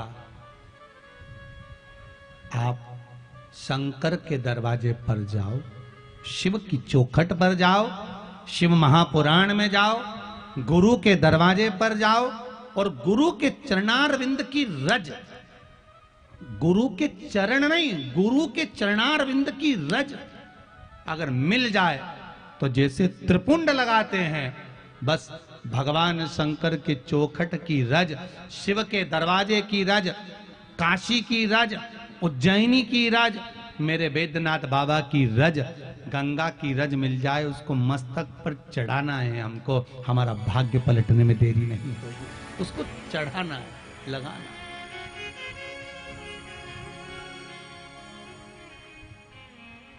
ललाट शंभो शरणे पड़ी, मांगू घड़ी रे घड़ी, दुख काटो, दया करी ने दर्शन आपो। हे शंकर कृपालु, दया के सागर,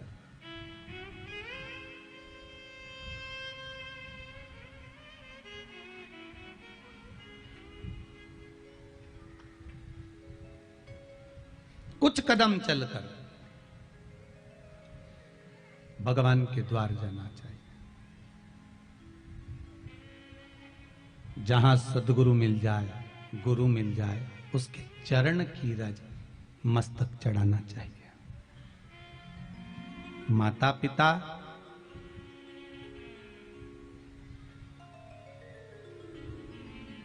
गुरु, परमात्मा, घर के बुजुर्ग, घर के बड़े, इनके चरणों की रज सुख देती है, सुख देती। इसलिए पहले भी कहा है कि माता पिता के चरणों का एक आनंद ही दूसरा है।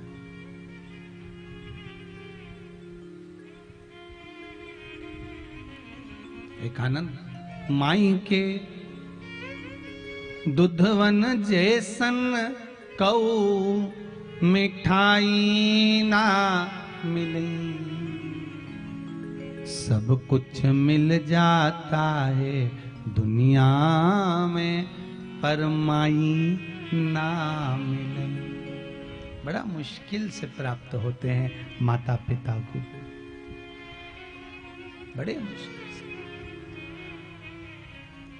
महाराज पार्वती को एक काम कह दिया, हिमालय राज ने कहा चिंता मत करो मैनावती, पार्वती के भाग्य में अगर नग्न वेशधारी है, भस्मी रमाने वाला, जटा जूट बांधने वाला, मृग छाला पहनने वाला है, टेंशन मत लेना, पति अगर ऐसा मिलना है इसके भाग्य में मिलेगा, पर पति के रूप में भी ऐसा पति मिलना चाहिए कि वो देवाधिदेव महादेव मिलना चाहिए। तो बात ऐसे वर को क्या वरूं जो जन्मे और मर जाए, वर बनूं मेरा सांवरा तो मेरा चूड़ा अमर हो जाए। जो बार बार जन्मे फिर मरे, फिर जन्म फिर मरण, फिर जन्म फिर मरण, तो ऐसा वर क्या वरना मुझे, मैं नहीं वरूं ऐसा वर।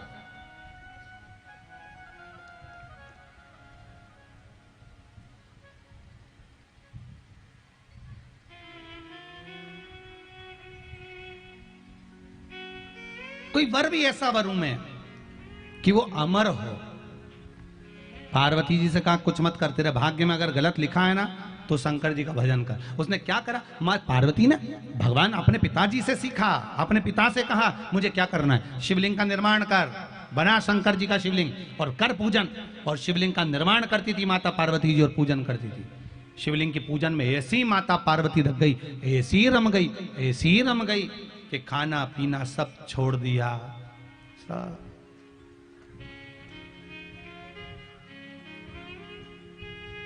कुछ भी नहीं खा रही पी।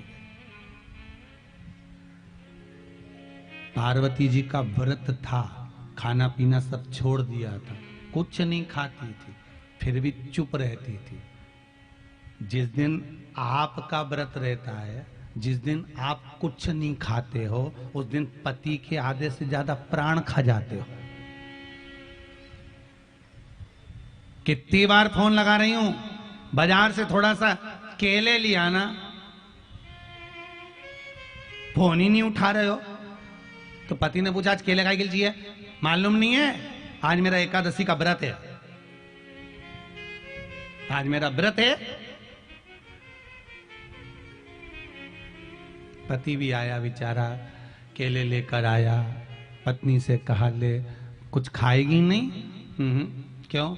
आज मेरी एकादशी है। अच्छा तो कुछ भी नहीं खाएगी? नहीं, सवेरे मैंने 2 गिलास दूध में बादाम डाल के ले लिया। अच्छा कितनी बजे लिया था? सवेरे 8 बजे लिया था। अच्छा और अभी तो 11 बज रही, फिर अभी तो मैंने साबूदाने की खिचड़ी खा ली इतनी। अच्छा अभी दोपहर में कुछ नहीं, मैंने राजगिरे के आटे का हलवा बनाया है और थोड़ी राजगिरे की पूड़ी, आलू की सब्जी और पपीता रखा है, वो खा लूंगी। फिर ये केले काय को बुलवाए? शाम को 4 बजे खाऊंगी। फिर रात को मैंने एक काम करा है, 5 किलो दूध मंगवा के उसकी रबड़ी बना के और उनको में अच्छा मखाना डाल के, इलायची डाल के रात को वो, तो इतनी सी रबड़ी से तेरा काम चल जाएगा? नहीं, मैंने थोड़ी चिप्स वेपर्स भी बुलवाई है, थोड़ी चिप्स तली है, वो खा लो। इतने में पति भी हाथ जोड़ के बोला तेरे जैसा व्रत तो दुनिया में शेर घाटी में कोई नहीं कर सकता, तेरे बराबर व्रत नहीं कर सकता रे, कौन कर? इतना भारी व्रत, गजब गजब।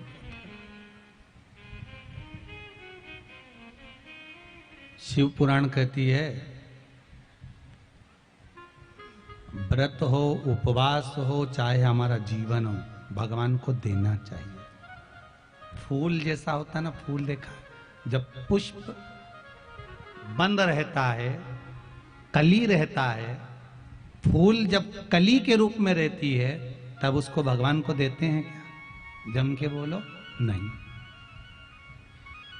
फूल जब खिल जाता है तब उसको भगवान को दिया जाता है। और फूल अगर मुरझा गया तो भगवान को दोगे क्या?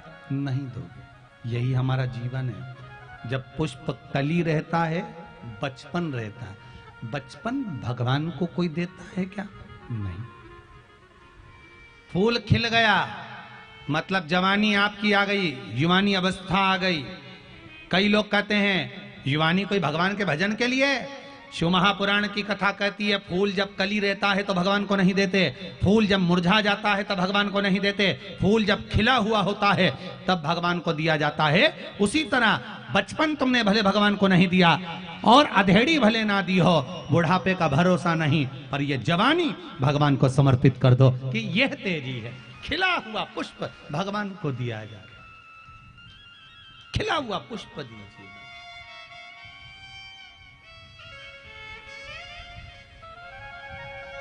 पर हमारी आदत बुरी है ना, सबसे बेकार आदत तो हमारी है। घर में सबसे पहली रोटी किसकी बनती है?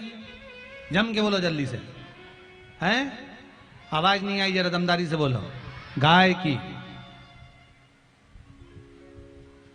सबसे पहली गाय की रोटी बनी, रोटी बन के प्लेटफॉर्म पे रखी रही, वहां से उठी डब्बे पे रखी रही, डब्बे पे से उठी फ्रिज पे रखी रही, फ्रिज पे से उठी अलमारी में रखी रही।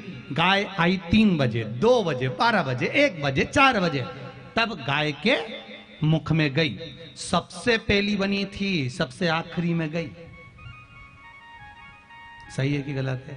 सबसे रोटी जब कल्ली हो गई, गल गई, बेकार हो गई, चींटी पड़ गई, पानी गिर गया, तब वो गाय के मुख में गई। अगर ताजी रोटी गाय को दे देते तो तुम्हारा कुछ बिगड़ जाता क्या? नहीं, पर नहीं दी।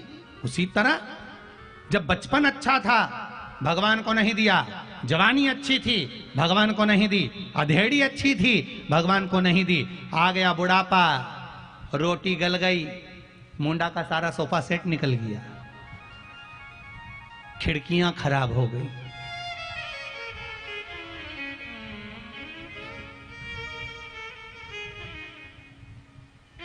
पूरा शरीर,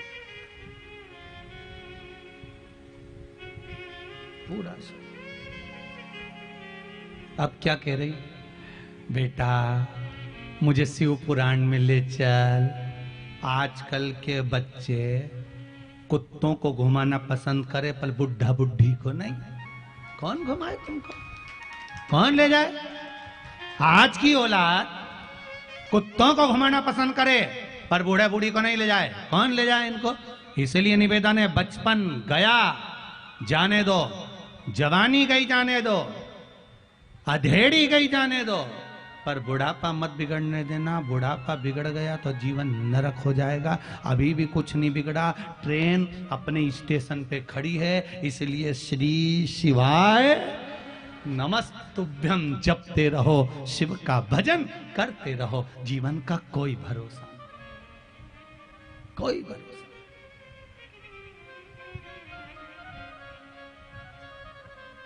क्या भरोसा है इसका?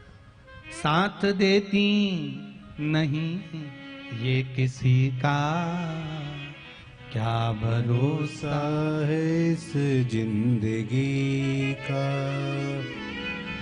क्या भरोसा है इस जिंदगी का, क्या भरोसा है इस जिंदगी का। भजन करो, स्मरण।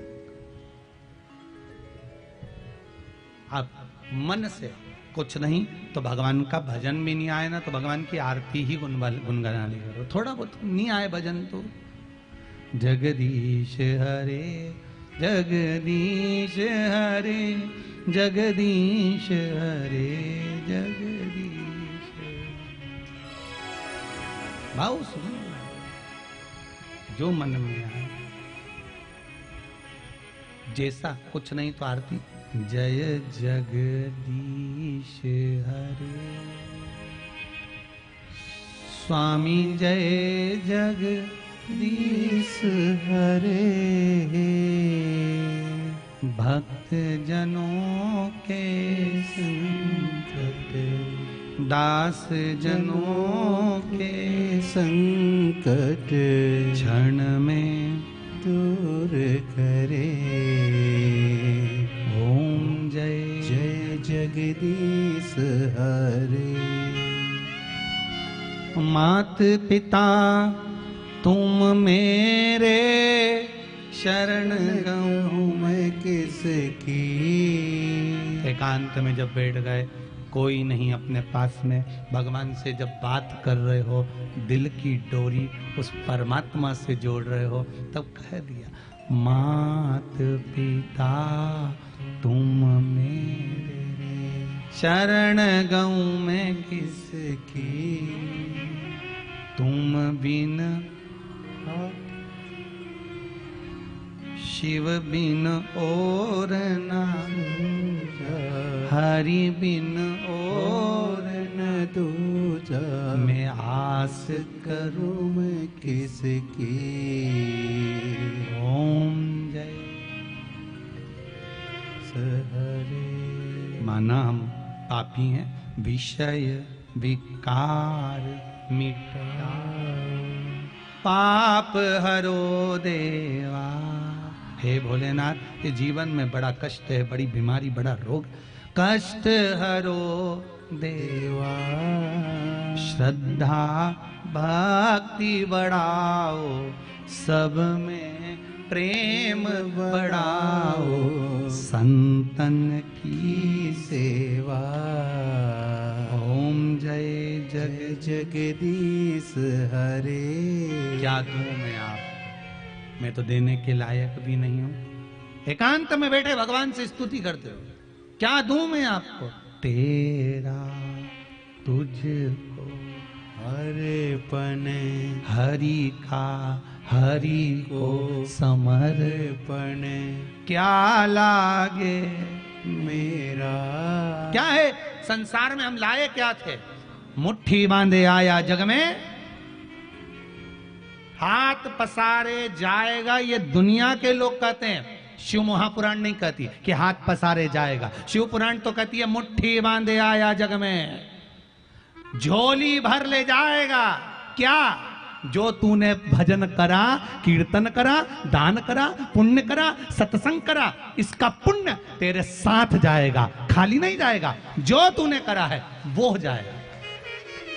ये लाइन गड़बड़ है कि मुट्ठी बांधे आया जग में, हाथ पसारे जाएगा। फिर अपना पुण्य कौन लेके जाएगा, भेरू? कौन दूसरा लेकर जाएगा? अपना पुण्य अपन लेकर जाएंगे, अपना पाप अपन लेकर जाएंगे, अपना सत्कर्म अपने साथ जाएगा, अपना कर्म अपने साथ जाएगा। पुण्य करा है तो पुण्य साथ जाएगा, पाप करा है पाप साथ जाएगा, कुछ दूसरा सामान नहीं जाएगा। जिस समय पर मुर्दे को रस्सी से बांधा जाता है, वो रस्सी नहीं होती, हमारा पाप और पुण्य बांधा जाता है कि ये तेरे साथ जा रहा है। पाप और पुण्य बांधा जाता है, ये तेरे साथ जा रहा है। तेरा करा गया दान, तेरा करा गया सत्कर्म, तेरा करा गया पुण्य तेरे साथ में जा रहा है, कोई दूसरा नहीं, तेरा करा। पार्वती मैया ने तब साधना कर कर शिव जी को प्राप्त कर लिया।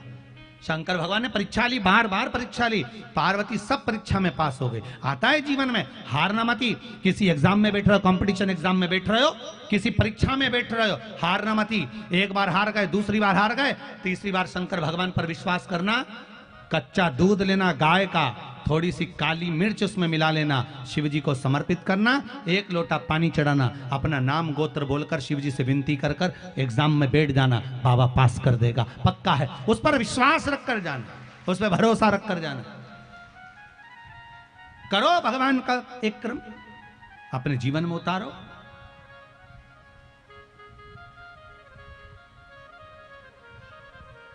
क्यों करें?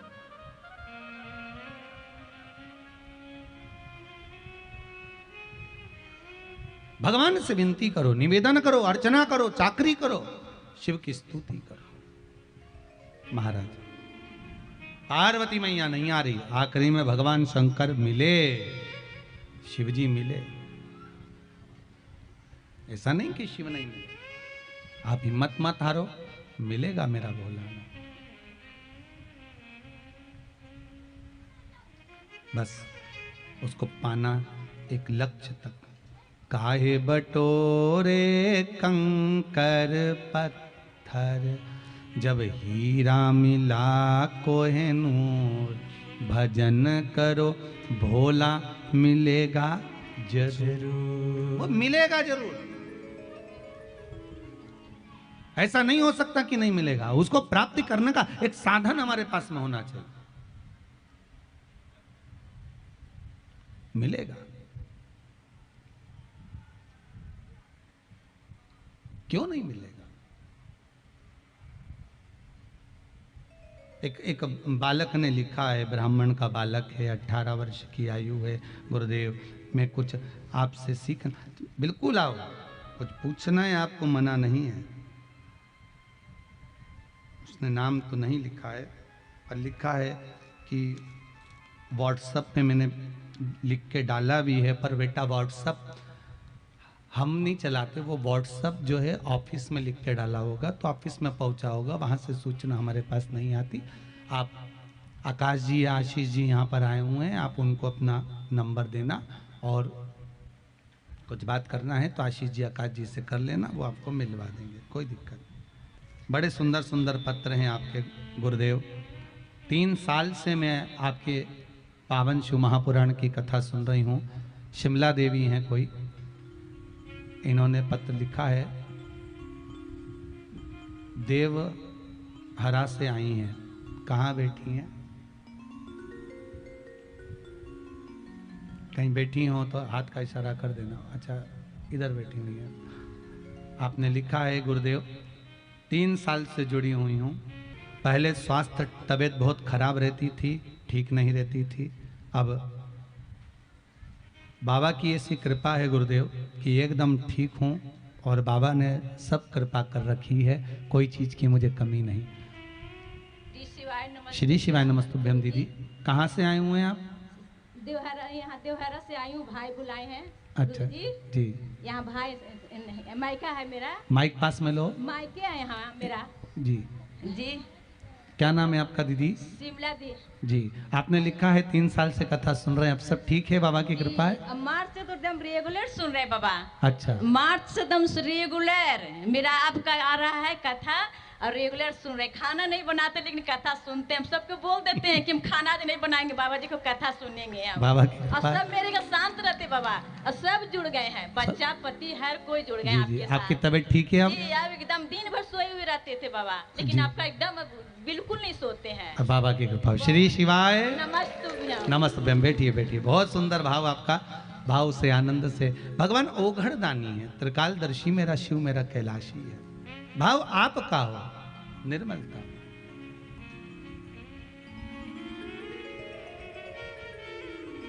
एक पत्र और आया है, रोशन कुमार जी मधेपुरा जिला से आए हैं। कहाँ पर हैं रोशन कुमार जी? वो पीछे है, माइक लेकर जाइए। देखो बाबा के भगत कितने और बाबा ने कितनी कृपा कर रखी है। उन भक्तों के मुख से सुनने में बाबा के गुणगान को बड़ा आनंद आता है। कई लोग सोचते होंगे गुरुजी ये माइक देकर क्यों बुलवाते? बाबा अगर दिया है, अगर कोई हमारा पड़ोसी हमको एक कटोरी शक्कर देता तो हम 25 बार के देते शक्कर दिए। एक चाय की पत्ती कोई दे देता, चाय की पत्ती पड़ोसन ने दिया। मेरे बाबा ने कितना दिया है, मेरे बाबा की कृपा कितनी है, वो समझने वाली बात है। हर हर श्री शिवाय नमस्तुभ्यम। श्री शिवाय नमस्तुभ्यम। गुरुदेव के चरणों में प्रणाम जी। कहाँ से आए हैं रोशन? मधेपुरा जिला से आए हैं बाबा जी। बाबा 3:10 में गाड़ी था कोसी, वो टिकट नहीं मिल रहा था आज, फिर भी बिना टिकट का ही आ गए, लेकिन टीटी कहीं नहीं चेक किए, लेकिन यहाँ गया उतरे, अभी 10 मिनट पहले यहाँ पहुँचे हैं बाबा। बाबा की कृपा हो। कृपा। बड़ा सोचे टीसी आपके नहीं साथ चल पहुंचे, रहा था जी। बड़ा टीसी आपके साथ चल रहा था जी। और बोलिए। आपका कथा गुरुदेव हम मोबाइल पे एनी टाइम सुनते रहते। एक मेरा छोटा सा दुकान है, उस पे सबको घर में आदत लगा दी है सुनने का, और जब से सुने हैं पूरा एनर्जी भर गया, जो भी काम नहीं होने का वो भी हो जाता है। हो जाता है ना जी। बस बाबा की कृपा। आपने लिखा है बाबा ने दुकान मकान। और बगल में हम अपने कलानंद बाबा हैं, साथ में इनको भी लाए हैं। बगल में मेरा शिव मंदिर है सिंहेश्वर नाथ का, वहाँ रोज हम 4:30 बजे मंदिर पहुँच जाते हैं प्रत्येक दिन बाबा। महाराज वो जी शिवलिंग का लाए हैं आपको देने के लिए बाबा, एक तस्वीर बाबा का, कि जरूर हम लूंगा। अपने पैसा से बाबा का कथा एक बार वहाँ बाबा के प्रांगण में करवा सके। बाबा की कृपा हो। आपके साथ जो ब्राह्मण देवता हैं उनके चरणों को नमन करता हूँ, प्रणाम करता हूँ, जो आप भाव से बाबा का चित्रपट लेकर आए हैं। आपने लिखा है इसमें कि बाबा ने खूब दिया है मुझे, लाखों रुपए बाबा देता है, खूब आनंद में प्रदान करता है, कोई कमी नहीं रखी। मेरा बाबा ऐसा ही भंडार भरे। जी बाबा, 5 साल में बाबा ने 2200 रुपया का हम नौकरी करते थे, जो अभी लगभग 10 लाख का जमीन, 15 लाख का घर और 5 लाख का कार और 10 लाख का दुकान अपना हो गया है। जय हो जय हो। बस यही बाबा की कृपा हो। कहाँ 2200 रुपये महीना की नौकरी थी और कहाँ बाबा ने सब कुछ दिया। विनती कर कर जाना, कथा में आयो ना। मैंने फिर कहा है, शेर घाटी वालों के तो भाग्य हैं, अगर ये 7 दिन शिव महापुराण की कथा में आकर बैठ गए और दिल से मांग लिया, 3 महीने बाद बाबा क्या क्या देगा ये तो बाबा ही जान सकता है। उसका विश्वास पूर्ण रखिएगा, बस भरोसा दृढ़ रखिएगा। विराजिए। श्री शिवाय नमस्तुभ्यम। श्री शिवाय मैं नमस्तुभ्यम। चित्र हर हर महादेव। कथा के बाद में चित्र आपसे लेता हूं। श्री शिवाय नमस्तुभ्यम। हर हर महादेव। शिव कृपा होती ही ऐसी है। भगवान औघड़दानी है, त्रिकालदर्शी, कैलाशी मेरा शंभु। माता पार्वती मैया ने भगवान शंकर की आराधना करी, इतना भाव से आराधना मां जगत जननी पार्वती करी है कि शिव उनको प्राप्त हो, शिव मिल गए। और काहे बटोरे कंकर पत्थर, जब हीरा मिला कोई नूर, भजन करो भोला मिलेगा जरूर। वो मिलता जरूर है। हमारे हृदय से, हमारी चित्त से, हमारी वृत्ति से हम जिस भाव से भगवान को रिझाने का प्रयास करेंगे, शिव हमारे सम्मुख में होगा, शंकर हमारे सामने होगा। दिखता नहीं है वो। फिर वही वाली बात हो गई महाराज, तेरे दरबार की बाबा निराली शान देखी है, तुझे देते नहीं देखा, पर झोली भरी देखी। वो आता नहीं, सामने प्रकट होता नहीं, सम्मुख में आता नहीं, पर कब दे देता है, कैसे दे देता है, कैसे प्रदान कर देता है, ये उसके ऊपर। कब कैसे देगा ये वो जानता। कब कैसे देगा ये उसके ऊपर है। पार्वती मैया को शिव मिले, शंकर भगवान औघड़दानी कैलाश लेकर गए पार्वती जी को। सुंदर मंगल विवाह होने के बाद जब कैलाश पर पहुंचे, भगवान शंकर के तेज पुंज से षडानंद कार्तिकेय का प्रागट्य हुआ और षडानंद कार्तिकेय तारकासुर के संहार के लिए प्रकटे। तारकासुर के संहार के लिए प्रकटे, माता पिता के उद्धार के लिए, माता पिता को परमात्मा की शरणागति का सुख देने के लिए, माता पिता को जीवन में सुख प्रदान करने के लिए बेटे का जन्म होता है। बेटे का जन्म केवल प्रॉपर्टी लेने के लिए नहीं होता, केवल धन नहीं। महाराज 20 वर्ष तक माता पिता बेटे को पढ़ाते लिखाते राम बनाने का प्रयास करते हैं, पर 20 दिन की कुसंगति बेटे को रावण बना देती है। मात्र 20 दिन की कुसंगति। इसलिए निवेदन है, जिस गांव में पानी की कमी होती है वहां की फसल बिगड़ जाती है, और जिस घर में संस्कारों की कमी होती है वहां की नस्ल बिगड़ जाती है। उस नस्ल को सुधारना है तो भगवान की कृपा, सत्संग, संकीर्तन, भजन कीर्तन कराना होगा, कराना।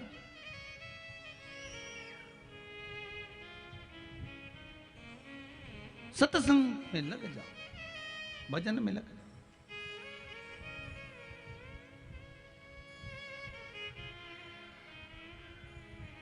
महाराज, ये जो तालाब में, कुएं में, बावड़ी में, जल में छोटी छोटी मछलियां होती हैं ना, जिन मछलियों को आप लोग देखते होंगे, दर्शन करते होंगे, यहां तक शास्त्र कहता है कि घर में जब आप थोड़ा सा समय मिल जाए, फ्री हो जाएं, समय मिले, शाम का समय हो, थोड़ा सा आटे का भाग ले गए, थोड़ा थोड़ा सा तुनका उन मछलियों को भी दे दिया जाए, तो भी व्यक्ति के जीवन के रोग समाप्त हो जाते हैं, रोग समाप्त हो जाते हैं। एक और बात बहुत ध्यान देना, जिनको श्वास की दमे की, दमा चलता हो, श्वास चलता हो, दमे की, श्वास की जिनको ज्यादा तकलीफ रहती है, उनको मछली को दाना जरूर देना चाहिए, जरूर देना चाहिए। 2 भाग ध्यान रखिए श्वास और दमे वालों के लिए। एक कभी बेलपत्री के पेड़ के नीचे या पीपल के पेड़ के नीचे जाओ, थोड़ा सा आटा सेक लो, उसमें शक्कर मिला लो, डब्बी में रख लो। श्वास दमे वाले को वो आटा उठाकर अपना नाम गोत्र बोलकर पीपल के पेड़ के नीचे डाल दो, चींटियों के लिए। थोड़ा सा भाग चींटियों के। और एक कभी मौका मिल जाए हफ्ते में, 2 हफ्ते में, महीने भर में एक बार मछली का दाना अवश्य दी। थोड़ा सा आटा ले गए, थोड़े थोड़े तोड़ तोड़ के देते गए, अपना नाम गोत्र बोलकर उसको देते जाओ। महाराज श्वास में, दमे में आपको तो कहे गुरुजी मछली को खिलाने से हमारा दमा ठीक हो जाएगा। हाँ, कई लोगों का दम भी निकल जाता है, कंजूस होए तो, कि भाई तक क्यों खिलाएं, मछली को क्यों खिलाएं, चींटी को क्यों खिलाएं। हो सके कई कई कंजूस रहे होने तो उनका मन नहीं लगे, हो सके। पर देने में उसका सुख प्राप्त होता है, एक आनंद प्राप्त।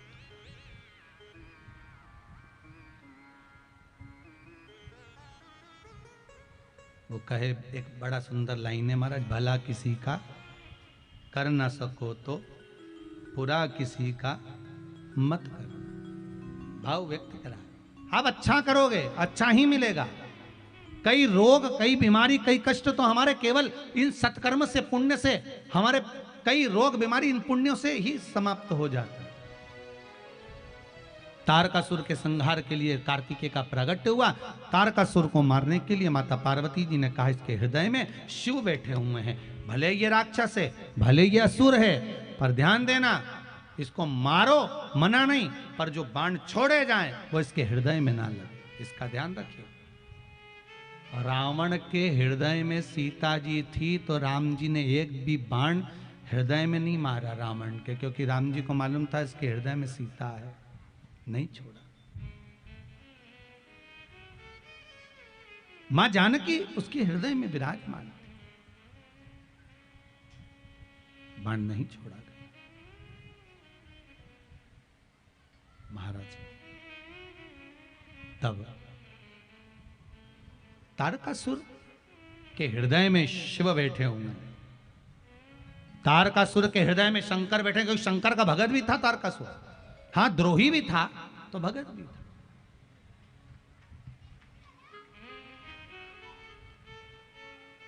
द्रोही था तो भगत भी था। अब भगत था तो भाव प्रकट हुआ। पार्वती जी ने कहा इसके हृदय में कोई बाण ना लगे, इसका ध्यान रखना। जी मां, युद्ध हुआ, तारकासुर मरा, पर हृदय में बाण नहीं छोड़ा गया, भगवान कार्तिकेय ने नहीं दिया।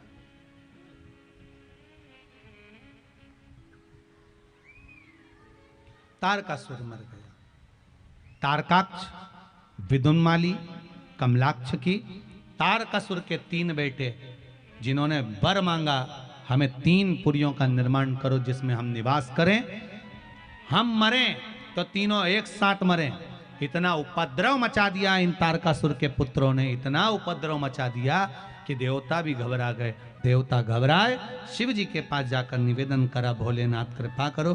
शंकर भगवान ने कहा आप सब 33 कोटि देवता पशु बन जाओ, मैं तुम्हारा पति बनता हूं। शिव जी का नाम पशुपति नाथ। पशुपति नाथ का व्रत फिर अच्छे से समझ लो माताओं। पशुपति व्रत जो होता है वो 5 सोमवार का होता है। कितने सोमवार होते हैं? 5 सोमवार होते हैं। कितना भी बेकार से बेकार कार्य हो आपका, कि मेरा ये कार्य नहीं हो रहा, बहुत परेशान है, नौकरी नहीं लग रही हो, सर्विस नहीं लग रही हो, विवाह नहीं हो रहा हो, कोई कार्य नहीं हो रहा हो, किसी कार्य में अड़चन आ रही हो, संतान नहीं हो रही हो, हर चीज के लिए पशुपतिनाथ का व्रत आप कर सकते हो। 5 सोमवार का होता है। क्या करना है व्रत में? सुबह पूजन की थाली लेकर जाना है, पंचामृत स्नान का सामान लेकर जाना है, बेलपत्र आदि सामान लेकर जाओ, दिया लेकर जाओ, पूजन करो, भगवान शंकर का, शिव जी का पूजन अभिषेक करो, और पूजन अभिषेक कर कर वो थाली वापिस लेकर आओ, जिसमें आपने चंदन, चावल, अबीर, गुलाल, जनेऊ, मौली, फूल, पत्ती जो रखा है, थाली वापिस ले आओ। उसी थाली को वापिस रख दो। शाम के समय पर 6 दिए, कितने दिए? 6 दिए, और मीठा प्रसाद कुछ भी साथ में लेकर जाओ। शंकर भगवान का फिर पूजन, वापिस अर्चना करो, पूजन करो। पूजन करने के बाद में शंकर भगवान के सामने जो प्रसाद लेकर गए उसके 3 हिस्से बना लीजिए। 3 हिस्से में से 2 हिस्से शंकर जी को चढ़ा दीजिए, 1 हिस्सा वापस थाली में रख लीजिए। 5 दिए शिव जी के सामने जो लेकर गए हो वो जला दीजिए, प्रज्वलित कर दीजिए, प्रकट कर दीजिए। 1 दिया थाली में वापस रख लीजिए। शंकर भगवान का पूरा पूजन कर कर, अर्चना कर कर, भगवान शिव पर बेलपत्र समर्पित कर कर बाबा से निवेदन करना, बाबा आपका पशुपति व्रत में कर रही हूं, आप मेरे व्रत को स्वीकार करना। मैंने व्रत करना प्रारंभ करा है, पहला व्रत है बाबा, मैंने इस कार्य के लिए ये व्रत करा है। बाबा को निवेदन करना, अपने घर वापिस आना।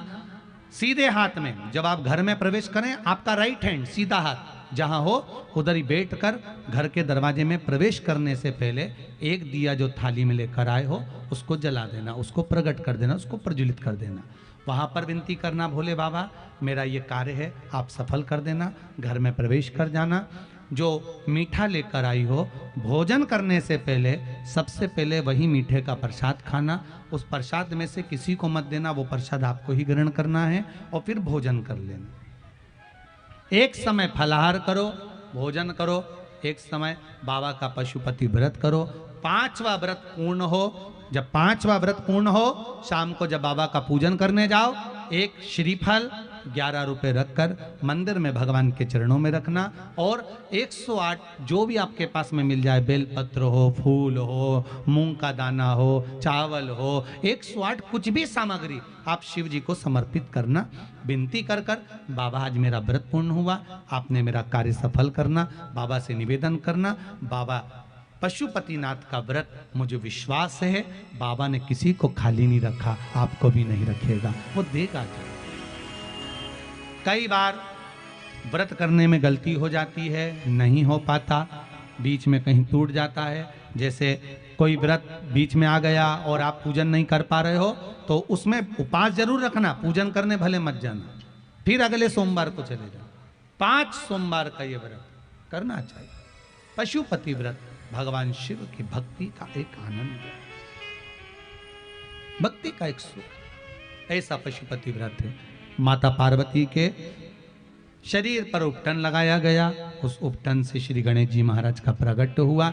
श्री गणेश जी महाराज पधार रहे हैं, जोरदार ताली बजाकर श्री गणेश जी महाराज का स्वागत करिए। भाव भक्ति से आनंद के साथ श्री गणेश जी महाराज का आगमन हो रहा है। बोल गणेश जी महाराज की जय।